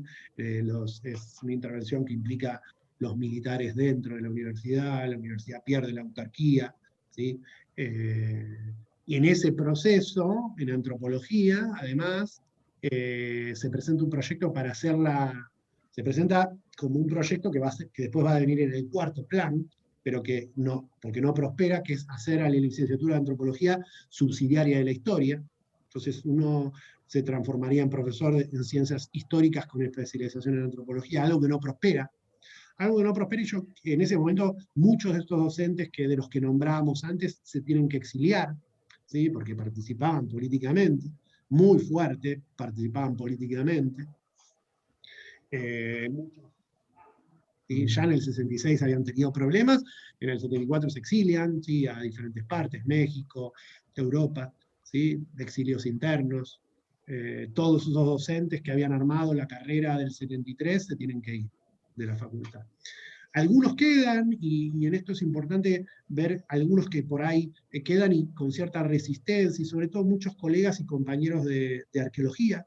Yo creo que no está dicho ni escrito en ningún lado, pero por conversaciones que muchas veces he tenido con ellos, son de alguna forma quienes resistieron durante este periodo. Resistieron, por ejemplo, que la antropología no se volviera una ciencia, una carrera, una rama subsidiaria de la historia, ¿no? Porque hay una vuelta al humanismo, al culturalismo, hay una vuelta más del plan ese del 58, ¿no? Vuelven los docentes del 58. Fíjense que se crea un plan que dura bastante entre el 76 y el 85, ¿sí? que se divide en años, por primera vez se imponen años en la carrera, algo que también es tradición de nuestra carrera, que no haya años, que haya libertad para que los estudiantes elijan su propia aventura, como esa colección de libros que leíamos cuando éramos chicos en la década del 80. ¿Sí? Entonces cada uno va eligiendo como quiere. Acá no se crean años, y esto tiene que ver también con el enfoque, con la implantación de un enfoque, una idea de primer año, segundo año, una idea graduada de la formación universitaria, de grados, de gradaciones, de momentos formativos. ¿Sí? Se impone, vuelve el folclore, vuelve todo un enfoque, vuelve el etnológico. Fíjense que aparece la orientación etnológica, la orientación prehistórica y la orientación folclórica. Vuelve como esta idea más culturalista, más descriptivista, más fenomenológica. ¿Sí? Y es un proceso formativo que dura mucho tiempo. ¿Sí? 76-85 son muchos años. Hay una generación entera, la segunda generación de antropólogos, hoy muchos de los que se están jubilando, entran a cursar en ese momento a la carrera. ¿Sí? Balazote, Susana Margulis, hay varios, el epifio, algunos, no quiero nombrarlos a ver si se me ofenden por la edad, pero muchos tienen que ver con esa generación de segundos antropólogos que tienen que buscar en otros espacios sus procesos formativos. Y ahí es donde se vuelve nuevamente central, ¿sí? En todo este periodo que nace con el plan del 76 y que desencadena con el golpe de la dictadura militar del 76 al 83, ¿no? Aparecen como de manera muy fuerte los grupos de formación, ¿no? Los grupos de formación en las casas de estos que habían quedado, Blas Alberti, todos quienes empiezan a formarse en paralelo, ¿sí? Donde empiezan a discutir todas esas teorías que habían desaparecido y empiezan a acercarse a sus compañeros que entraban. También es un periodo donde el museo se cierra, ¿sí? Nuevamente. El museo etnográfico ya no está abierto a todos, se deja de hacer bastante campaña, ¿sí? Esto que tenía que ver con los inicios de la antropología, de la tradición de los arqueólogos y de los etnólogos haciendo campaña, esa formación en la práctica empieza a desaparecer, ¿no? Algo que es importante, esto de la arqueología, manteniendo este perfil siempre y tratando de llevarnos a este trabajo de campo, que después de alguna manera la antropología social trabaja más cuando la antropología a nivel mundial empieza después de la crisis de finales del 50, 60, cuando la antropología se redefine, empieza a mirarse a sí mismo, no nos vamos a meter con eso, un poco vieron algo con las ciencias queridas y no queridas con NER, pero lo tienen que haber visto a lo largo de la carrera, ¿no? Pero un poco la antropología ahí siempre vuelve sobre el sujeto, se empieza a mirar a sí mismo y empieza a mirar los colectivos sociales que lo rodean, digamos. Pero la arqueología siempre ha sido en ese sentido un faro teórico-conceptual para no perder la referencia del trabajo de campo, ¿no? Yo creo que esto es importante y que lo tengamos en cuenta para poder además ver las relaciones entre esto que a veces se plantea, a veces por algunas y algunos compañeros tan dicotómicamente entre la antropología y la arqueología, que para mí es una misma carrera con dos formas de construcción de conocimiento. Bueno, nada, en ese momento también lo que aparece es el IDES, que es como medio clave, ¿sí? De Flaxo, ¿sí? Donde se desarrolla todo un grupo de antropólogos. ¿Sí? Estoy hablando del 76 al 83, ¿no? Todo ese periodo de formación, del encierro, de tristeza, de exilios, ¿sí? De desapariciones, de violencia en la Argentina. ¿No? Una situación que no voy a narrar acá, pero que todos ustedes conocen. La facultad, en términos globales, incluso durante ese momento pone, bajo la intervención, intenta imponer el cupo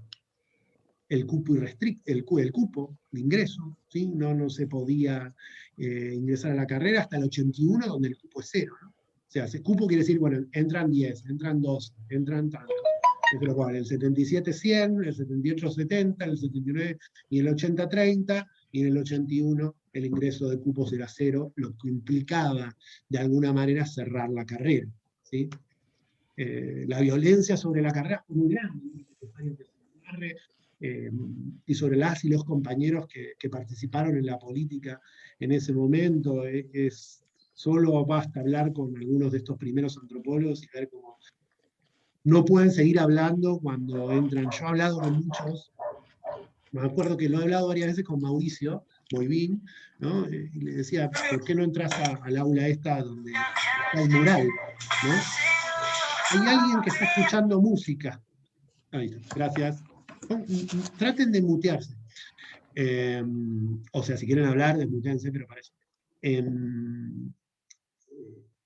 Muchas veces lo he preguntado a muchos de estos antropólogos, esta generación que es formada ahí en este periodo, y muchos te dicen que no entran en esa aula, para ellos hay compañeros de ellos ahí. ¿Sí? Un compañero desaparecido. Digo, es un momento muy difícil de la Argentina, no lo voy a narrar porque lo conocemos muy bien, y para la antropología no es ni más ni menos que también un momento muy difícil, muy, muy triste. Ahora, sí es importante que a pesar de eso tengamos en cuenta que siguen existiendo estos pequeños grupos de trabajo y de formación de antropólogos por fuera. El Colegio de Graduados de Antropología en ese momento cobra una relevancia importante, ¿sí?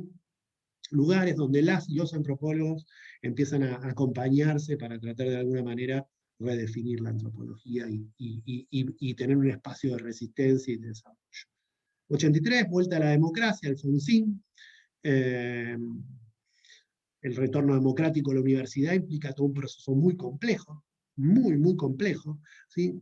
¿Por qué un proceso complejo? Porque además es volver a restablecer las redes sociales, relacionales, entre los docentes exiliados, pero además las redes políticas, las redes políticas, las redes políticas, ¿sí? Las redes de vínculos políticos, las redes de participación política, de posicionamiento político. De esos antropólogos, esas generaciones formadas durante el proceso, pero esas generaciones que tenían a sus hermanos mayores que han sido los fundadores de la carrera, que habían estado muy presentes de esa carrera del 73. ¿No? Entonces toda esa generación coagula de alguna manera en ese 83. ¿Sí? Mauricio Boivin, en ese momento, asume la Secretaría Académica de la Facultad de Filosofía y Letras. ¿Sí? Carlos Herrán asume como director de la carrera, del 84, y María Rosa Neufel asume la Secretaría Académica. En filo, además, el decano es Rodríguez Bustamante, ¿no? Que es quien convoca a Mauricio Boivin, y con una tarea muy complicada. Todo ese periodo del proceso tuvo que ver también con la instalación en las cátedras, donde los que muchos, en todas las carreras, ¿no? Había docentes que, bueno, tenían prácticas bastante violentas. ¿Sí? Yo siempre me acuerdo de algunas anécdotas que contaba Liliana Sinisi, la que en su momento fuera titular de esta cátedra y que en lo personal me formó en todos los sentidos. Ella contaba que le pedían la libreta, miraban la libreta, le pedían la libreta y comprobar si en la foto era ella la que estaba entregando la libreta. Un periodo muy complicado. ¿Sí? En el 83 se hable y estalla la inscripción. Estalla en la universidad la inscripción. Una necesidad muy grande de hacer crecer ese espacio y de participar, ¿no? También, todo esto que cae sobre la universidad cae sobre las otras, ¿no? Digo, Mar del Plata, que había sido, no me meto con el proyecto 73-74 de creación de la carrera de Mar del Plata, que me apasiona y es re interesante, pero no nos da el tiempo, y bueno, vos tenés carreras de antropología dando vuelta, pero todas estas se cierran, ¿ya? De alguna manera, ¿sí? Todo se cierra en ese periodo, es violentada todas las universidades, no es algo que nos pase a nosotros en la UBA, estamos acá en este foco porque es el foco que nos toca, ¿no? En el 85, como dicen ellos, en el 84 empieza la aventura instituyente, ¿no? Que tiene que ver con cómo construir nuevamente una institución participativa, recordándose, pero además masiva, una masividad muy grande, ¿no? En ese experimento surge el CBC, ¿sí? Que tiene que ver con eso. Hoy muchas compañeras y compañeros sufren o menosprecian el CBC, y no es para menos, todos hemos... Pero recordemos que había que generar una base después de muchos años donde la sociedad estaba cerrada en términos universitarios y de participación. Una base formativa, ¿no? Entonces el CBC tuvo que ver con eso. Después podemos discutir en qué derivó y un montón de cosas, pero tiene que ver con eso. Mirta Lichetti asume, hay que sacarse el sombrero, ¿no? Imagínense esa explosión masiva, ese CBC, y ir a la primera trinchera como siempre le gustó a Mirta, por eso por eso se ha metido tanto en el SIDAC y siempre ha estado en estos espacios, ¿no? Asume hacerse cargo de la cátedra de antropología del CDC, un quilombo en términos mal y pronto dicho, ¿no? Un quilombo, una cosa nueva, una redefinición. Filo en ese periodo aparece ya en la Filo que nosotros conocemos, ¿no? Y por más que la foto esta sea actual de alguna toma, ¿sí? Cosa que uno extraña, de alguna forma, toma, son divertidos. ¿Sí? Si algo que tenemos interesante en Filo es que uno no se aburre nunca, ¿no? Putea, se enoja, se pone con todo, no te aburrís, porque todo el tiempo hay algo nuevo pasando, es como divertido, eso un poco lo extrañamos, ¿no? Pues más allá que es una foto nueva, vuelve eso, vuelve la participación estudiantil y la participación de los graduados, empiezan a volver los graduados. ¿Sí? Todos esos graduados que no estaban, que se habían ido, que habían sido exiliados, que se habían tenido que ir, empiezan a volver. ¿Sí? Ya en el 80 empieza, 80 y pico, fines de los 80 empiezan a aparecer pequeños boletines, pequeños espacios de formación de esos antropólogos que habían cursado en ese momento, ¿no?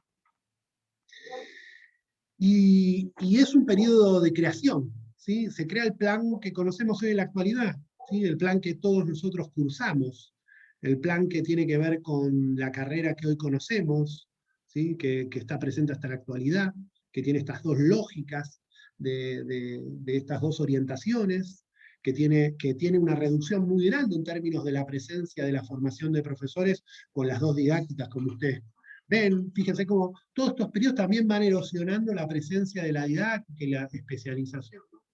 Y es un plan interesante, porque es un plan que recupera algunas cuestiones del 58, pero mezcladas con el 85, ¿no? Digo, y también la presencia de esta idea de ciencia asociada, ¿no? Las sistemáticas, ¿no? Varias veces he conversado con María Rosa, con Mauricio, con qué sé yo, con quién es Tucunugo, y por ahí también les recomiendo, si quieren explorar todo ese periodo, hay un ciclo hermoso que hace el Colegio de Graduados, que hacen 3 compañeras del Colegio de Graduados, una compañera nuestra de la cátedra, que es Mercedes Hirsch, con Soledad Gesteria y Soledad Torres Agüero, que está dentro que es el ciclo Trayectorias, donde ellos entrevistan a todo, está online, son entrevistas largas, hermosas, donde uno puede ver la historia de la carrera a partir de las entrevistas que le han hecho a una inmensidad de antropólogas, arqueólogos de diferentes periodos, ¿no? Y uno, a partir de esas entrevistas, puede ir viendo un poco lo que se entiende que es la antropología de ese 85,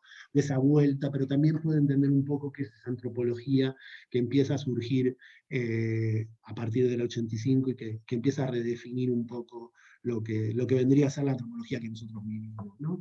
La presencia de una búsqueda de cientificidad, las disciplinas ya son de alguna manera un elemento central de la estructuración de las carreras.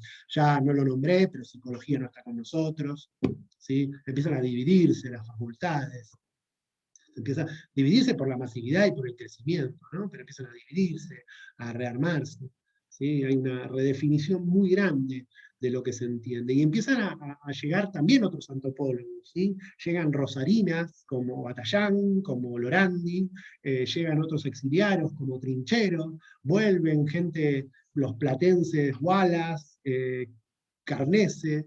Es el momento de vuelta de todos esos antropólogos y de constitución de todos esos docentes que conocimos como los titulares, que en estos últimos 5 años se jubilaron, los últimos 5 o 7 años se han jubilado todos y que han sido los que desde el 85 están a cargo de las asignaturas y que han otorgado un sentido central a lo que entendemos que es la antropología. ¿Sí?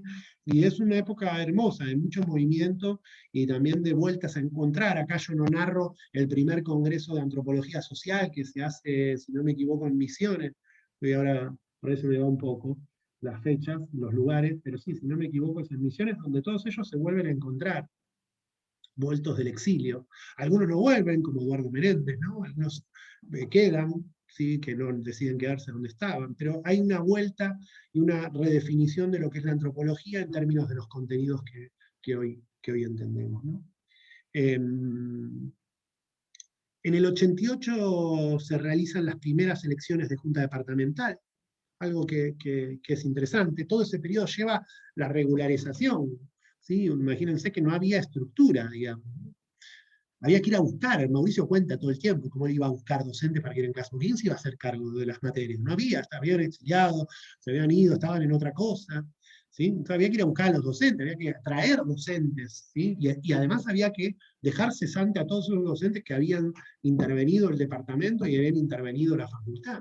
Y es un laburo que hizo Mauricio con otro conjunto de compañeros, Boivin, y que es muy importante de recordar y muy bancado por toda esa gestión, porque realmente dejaron cesante a docentes que tenían prácticas muy cuestionables, ¿no? Algunos incluso los que empezamos a cursar, y por ahí hay gente que ande dando vueltas por esa época, a mediados de los 90, principios de los 90, y después también recordarán la impugnación en la cátedra de Califano, un docente, uno de los pocos docentes que no pudo dejarse cesante, o que fue complicado. Pero bueno, es la vuelta de todos los docentes. En el 88 se arman las primeras juntas departamentales, y ya ahí aparecen, en esa primera junta departamental, estos primeros antropólogos ya de una tercera y cuarta generación, Juan Besse como representante, Gerardo Eppelbaum, ¿sí?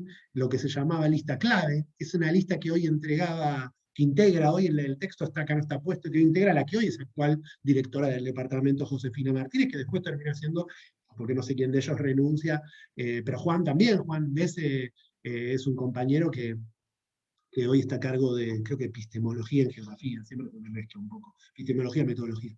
Pero aparecen estos antropólogos de esta generación, ¿no? Digamos, que hoy son quienes están de alguna manera en la gestión de la facultad, en el llevar adelante la facultad, ¿no? Y otros, ¿no? Ya más consolidados, pero que son de una segunda generación, asume Susana Marguri, Balazote, Sofía Tiscornia, ¿no? Alguien que no nombramos anteriormente y que es central y que me debo estar olvidando miles, porque son miles. Yo traté en el texto de ponerlos a todos, pero que son centrales, ¿no? Es un periodo interesante, digamos, en términos políticos. No les voy a explicar lo que fue el menemismo, empezamos a llegar un poco a la época. En términos de lo que implicó el menemismo políticamente, no me extiendo, cada uno tendrá su posición, pero bueno, la universidad es muy violentada en ese periodo histórico, ¿sí? La Ley de Educación Superior, la LES, que genera una de las marchas estudiantiles y marchas de la comunidad universitaria más grande que yo vi en mi vida. Era una cosa, participaba como estudiante, yo en el momento estaba de representante estudiantil en la Junta Departamental en ese periodo, muy jovencito, y aparte en la asamblea, ¿no? Ahí dando vuelta, lo que era la asamblea de antropología, y me acuerdo llegaban, la cantidad de micros que vinieron del interior para esa marcha fue hermoso, fue enorme. ¿Sí? Una marcha que marcó mucho, pero a pesar de todo la ley se aprueba. La ley se aprueba, no vamos a contar por qué ni cómo. Es una marcha que no termina muy bien en muchos aspectos. En términos de la didáctica, por primera vez se conforma en ese momento una comisión interdepartamental, una cosa que no dije antes porque me colgué con las otras cuestiones. Hasta ese momento la didáctica especial de antropología no existía, se cursaba en historia, ¿sí? Esa intervención, ¿se acuerdan que les conté o que yo planteé durante el periodo del 74, esperen que me voy, este plan del 74, acá lo omití, no, el del 74 no, el plan que entra en el quinto plan, no, ay Dios, acá, ¿dónde lo tengo? 72 habías dicho, Maxi, me parece. No, el del 76, el del 76. 72 es un periodo muy cortito, el cuarto plan, el del 76, en el que se forman durante el proceso militar, el último proceso militar, ¿sí? Antes teníamos el del 73 que dura 6 meses, que es el de las cátedras nacionales, el 72 en el que se interviene con el periodo del anterior golpe, y este es el que dura mucho tiempo, es el que dura hasta que vuelve la democracia. Acá una cosa que yo no les marqué es que la didáctica especial queda en manos de historia. Y en el 85, cuando vuelve la democracia y se crea este nuevo plan, no se modifica, ¿sí? Es paradójico. Y es interesante entender eso, porque a veces lo he discutido, igual estaban con tantos quilombos que pasarle factura no tiene mucho sentido a los que en ese momento estaban. Pero es interesante en términos de ver qué lugar ocupaba el profesorado. Bueno, no interesaba que hicieran una didáctica de la historia, ¿sí? Bueno, eso es significativo, digamos, para nosotros como comunidad, cómo entendemos la formación, la docencia, ¿no? Bueno, veníamos de un montón de violencia y de una efervescencia, pero paradójicamente, la parte del profesorado de la carrera en el 85 mantiene la intervención militar, ¿no? Por eso venía esto donde estaba recién, que en el 97 se crea como una comisión interdepartamental, ¿sí? que empieza como a departamentalizar las didácticas. ¿Sí? Tenían la general, que era del departamento, pero la didáctica de historia, la didáctica de geografía, la didáctica de antropología, la didáctica de antropología no estaba en manos de la carrera de antropología. Fíjense que pasa mucho tiempo. En el 98, Liliana Cinici asume la Cátedra de Didáctica Especial y Práctica de la Enseñanza de la Antropología. 40 años después de su creación, el Departamento de Antropología tiene un antropólogo pensando en la formación docente, en el proceso formativo. Es mucho tiempo. Es mucho tiempo. ¿Sí? Y esto habla de cómo y el lugar que le damos a la docencia en nuestra carrera y en la facultad. ¿Sí? 40 años después Liliana asume, Liliana había estado exiliada en Brasil, ¿sí? Ella había sido docente de lo que en su momento era Sistemática 1, había estudiado en ese periodo de final del gobierno militar, con ese plan del 76, ¿sí? Y Liliana asume el desafío de empezar a pensar cómo desde la antropología, desde la propia disciplina, podemos entrar en diálogo con los procesos formativos, y cómo podemos intervenir en este proceso. ¿Sí? Y esto es significativo, porque no podemos ignorar esto después cuando discutimos, bueno, ¿por qué la antropología no está presente en los diseños curriculares de la primaria, del secundario? Bueno, del 85 en adelante ni siquiera estuvimos preocupados porque nosotros tuviéramos una propia dinámica, ¿no? Entonces, eso es significativo, ¿no? No está en una relación directa, pero bueno, habla de nosotros, por lo menos de la omisión, ¿no? De la omisión muchas veces.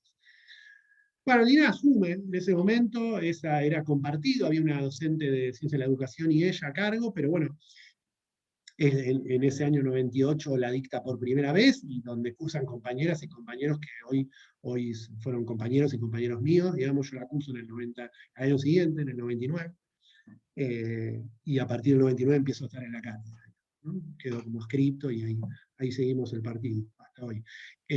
Bueno, Liliana falleció lamentablemente, nada. Se perdieron la posibilidad de conocer a una profesora, las y los que no tuvieron la posibilidad de conocerla, o se perdieron la posibilidad de conocer a una profesora del carajo, digamos, en términos políticos, ideológicos, personales. Vos la conociste. Yo la conocí y estoy acá por ella, porque la conocí en el CBC, fue profesora del CBC, claro. Y yo quería ser psicóloga y tenía que cursar antropología y no sabía ni que existía la antropología. Bien. Así que gracias a Liliana estoy acá. Sí, está lleno, hay una, Lau Serletti cuenta siempre lo mismo. Lau Serletti cuenta siempre lo mismo. Esperen porque me están pidiendo entrar. Uy, no sé qué lío estoy haciendo. Esperen. Admit all. Lau Serletti cuenta siempre lo mismo. Hay toda una generación, de la generación que tiene entre 40 y pico, y antropólogos, o sea, los pares. Yo soy un poquito más viejo en ese sentido, tengo 47, o sea, hay una generación anterior, que se formó en el CBC con Liliana, y una generación entera de gente que cuenta lo mismo que contaste vos. ¿Sí? Yo iba a estudiar no sé qué, y Liliana, todo el mundo recuerda los pantalones de cuero de Liliana sentada sobre la mesa del CBC, convenciendo. Y una presencia de la mujer también al frente de la antropología, y de una mujer política, ¿no? La verdad que, bueno, nada, no sigo porque me voy a entristecer un toque, porque además para mí fue un montón de otras cosas más.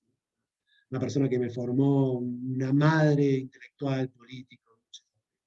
Bueno, asume Liliana, 99 tenemos lo que ya conocemos, que es el show Argentina Crisis, que fue de sufrimiento, y mucho, no voy a narrar esto, porque si no nos vamos a extender mucho, y me gustaría que tuviéramos unos minutos para charlar y para poder pensar algunas cosas. Por suerte, rápidamente eso termina, a pesar del sufrimiento, del dolor, asume Néstor Kirchner. Yo no voy a narrar qué ni cómo, porque además yo creo que mis posiciones políticas son bastante claras, pero lo que es importante en ese periodo es que en el 2015, final del gobierno de Cristina, ¿sí? se modifica la ley de educación superior, ¿sí? Se modifica la ley de educación superior aprobada durante el menemismo, ¿sí? Mucho tiempo después. Esa ley superior había afectado mucho, incluso se abría el juego se ponía en tensión la gratuidad de la universidad en ese momento, ¿sí? Se pone en tensión la gratuidad en ese momento.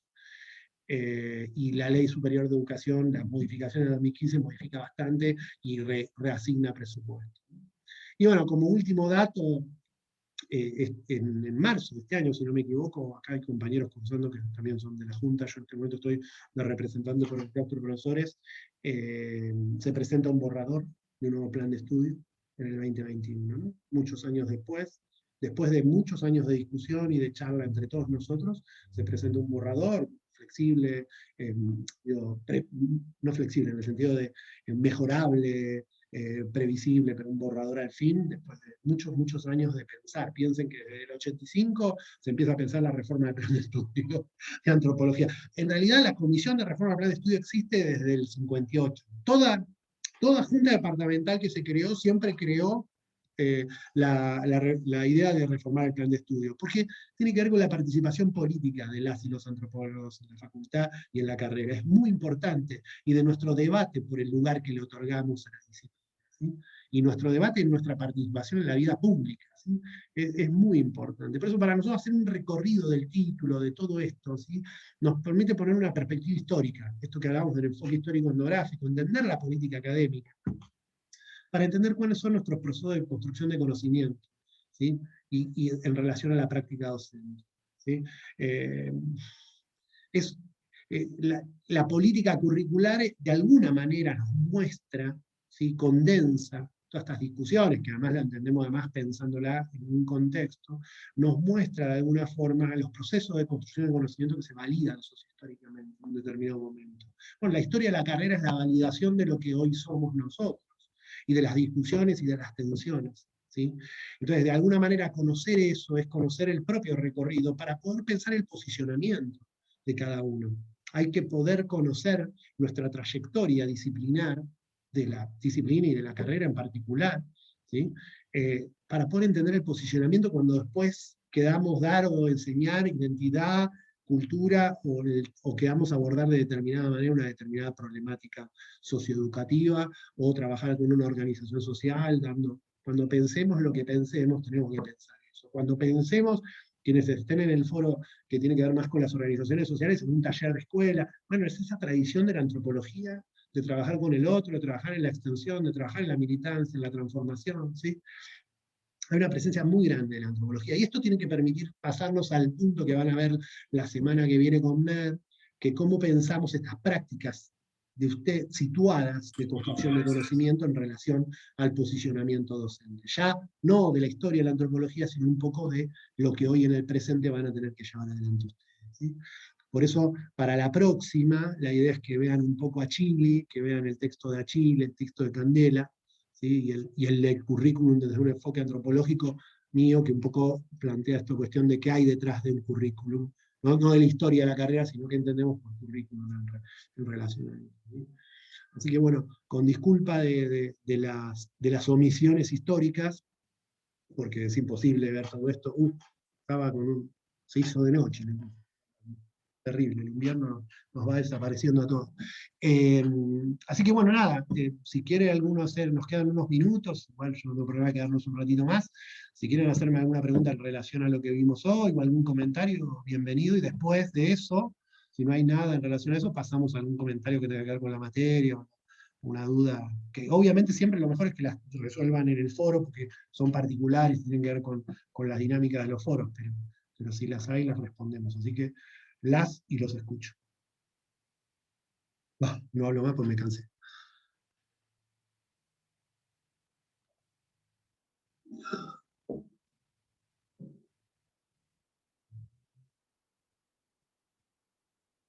Es la cursada más silenciosa que tuve en mi vida.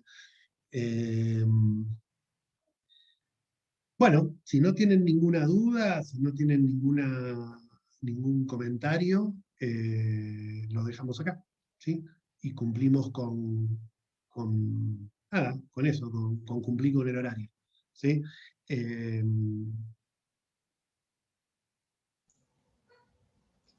Yo tengo una duda de que no encontré el texto de Mercedes. ¿Puede ser que no esté?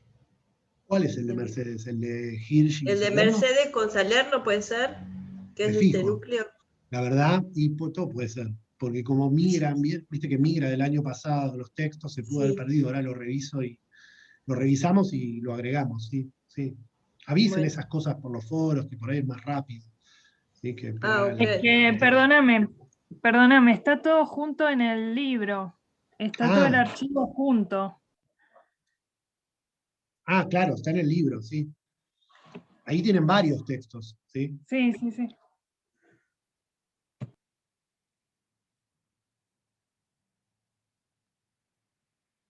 En el chat dijeron cosas. Bueno, no sé qué. Isabel, gracias por corregirme, Isabel. Bueno, era eso. Bueno, claro, generó debate lo de Isabel, el nombre. Bueno, si no hay Profe, preguntas, sí, dale, yo Belén.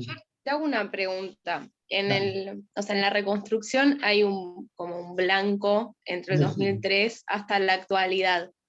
Entiendo que se está pensando. ¿Qué se está pensando con respecto a la carrera, a la disciplina? ¿Cómo?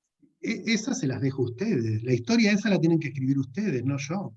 Yo ya soy Bueno, viejo, pero a mí me parece que en pos de eso la historia la están pensando ustedes.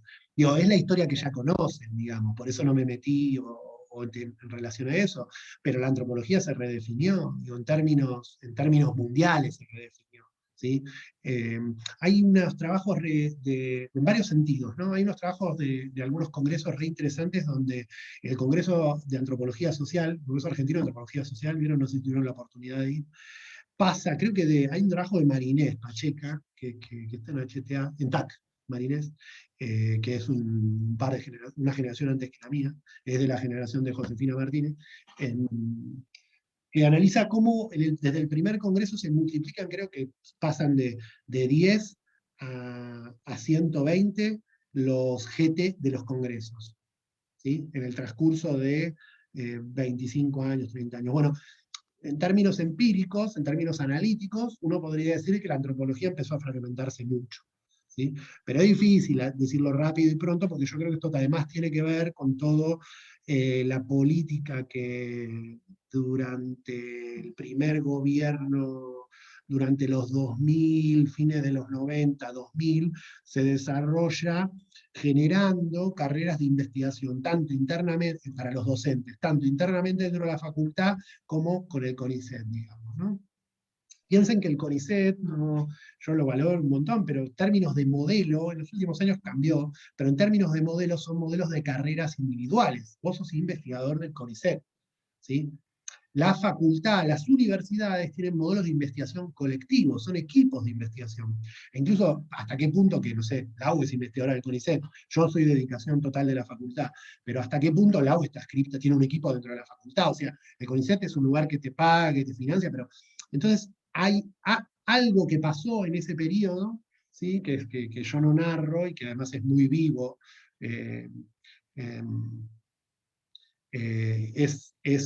Es como interesante en términos de pensado en ese sentido, pero es mi lectura, hay lecturas, compañeras y compañeros que comparten esto, pero yo creo que hay un proceso de fragmentación en muchos sentidos. El menemismo, el neoliberalismo nos pegó fuerte y violentamente en todo ese periodo, y pegó en muchos sentidos, digo, ¿no? Desmovilizó en muchos aspectos, erosionó, quitó el acceso, a pesar de que la carrera crecía mucho y la militancia explotaba. Yo me acuerdo, era permanente. Si ahora en un aula interrumpe una agrupación, en ese momento eran 400, digamos, todo el tiempo. Había momentos que decía, bueno, listo, ya fue la clase. Lo digo como estudiante en ese momento.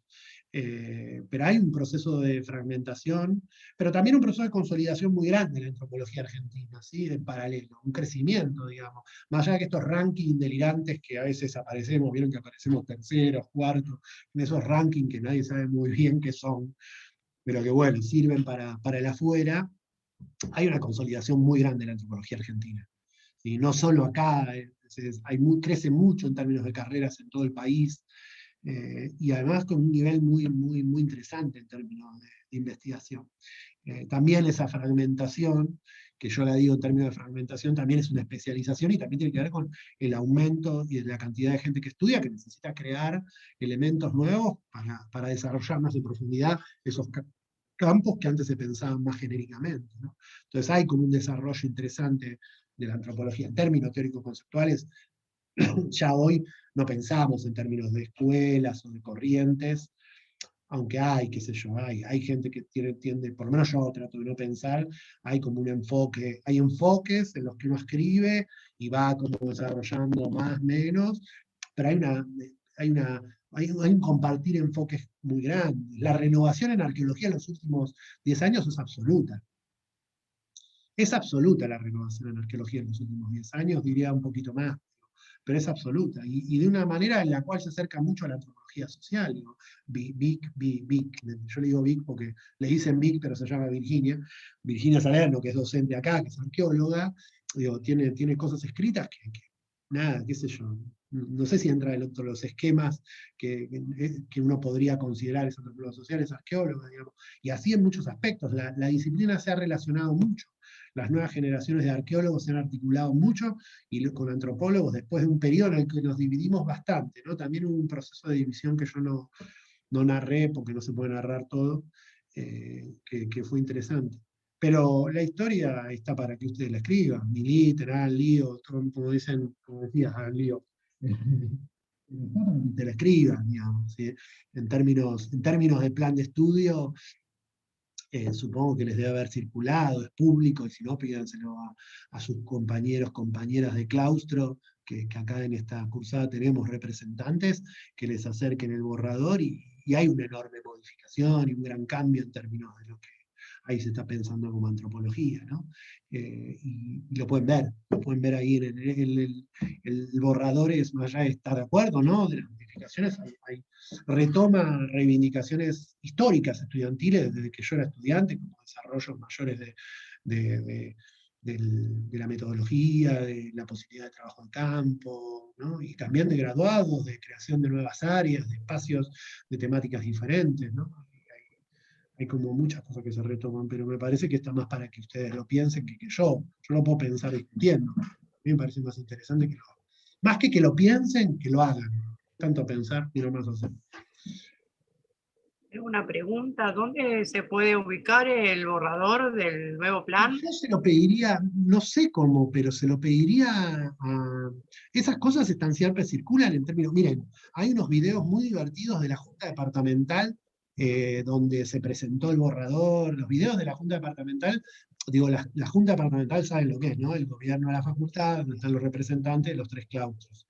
Lo votamos. Claro, lo que hablamos hoy un ratito, el cogobierno. En esos videos del canal del Departamento de Antropología, ahí van a ver las discusiones, se ven las discusiones que se dieron, los intercambios, están en el canal de Antropología del video de YouTube. Ahí miren, ahí hay una compañera Estrella, creo que es, les pasó Reforma Plan de Estudio, acá está colgado el borrador, el link y la grabación. Ahí les pasó por el chat. Pero es público, mírenlo, a mí me parece interesante. Buenísimo. Y aparte, en términos de la materia, es aún más importante. Si me parece importante que lo conozcan en términos de ser antropólogos, en términos de la materia, me parece más importante todavía. Porque de eso trata esta materia, ¿no? De eso trata, de nosotros pensando cómo enseñar antropología. Al fin y al cabo, se trata de eso, y de qué antropología queremos enseñar y qué posiciones tomamos. Entonces, es importante que conozcan eso, ¿sí? Que lo discutan, que lo charlen. Y ahí se retoman muchas cosas que tienen que ver con históricamente y otras no, porque obviamente es un gobierno, posiciones políticas, digo, nada, la vida misma, que lo hace interesante y divertido. Hubiera sido más divertido en vivo y más, ¿no? Porque hubiera sido shows más divertidos. A mí decimos acá, me aburren los shows políticos. Me gustan más en vivo y en directo. Me enoja la gente y todo eso lo pone más intenso. Bueno, ¿hay alguna otra pregunta? No, imagino que todos tenemos actividades, así que los dejo, gracias por escuchar y nos vemos en la próxima. A mí me van a ver, ya no me verán, hasta yo retomo las últimas 2, ahora la van a ver a ver, después viene Javi, y yo aparezco nuevamente al final en los últimos teóricos que son a fin de este cuatrimestre y principio del otro. Ya después empezamos a trabajar en otra modalidad de acompañamiento más tutorial de sus prácticas, así que nosotros nos volveremos a ver cuando esperemos que la segunda ola haya terminado y haya más gente vacunada. Bueno, gracias por escucharnos, nos vemos pronto. Gracias. Gracias, profe. Gracias. Gracias. No, gracias. Chao, Hasta luego. Chao, Gracias. Chao, buenas noches. Chao, buenas noches.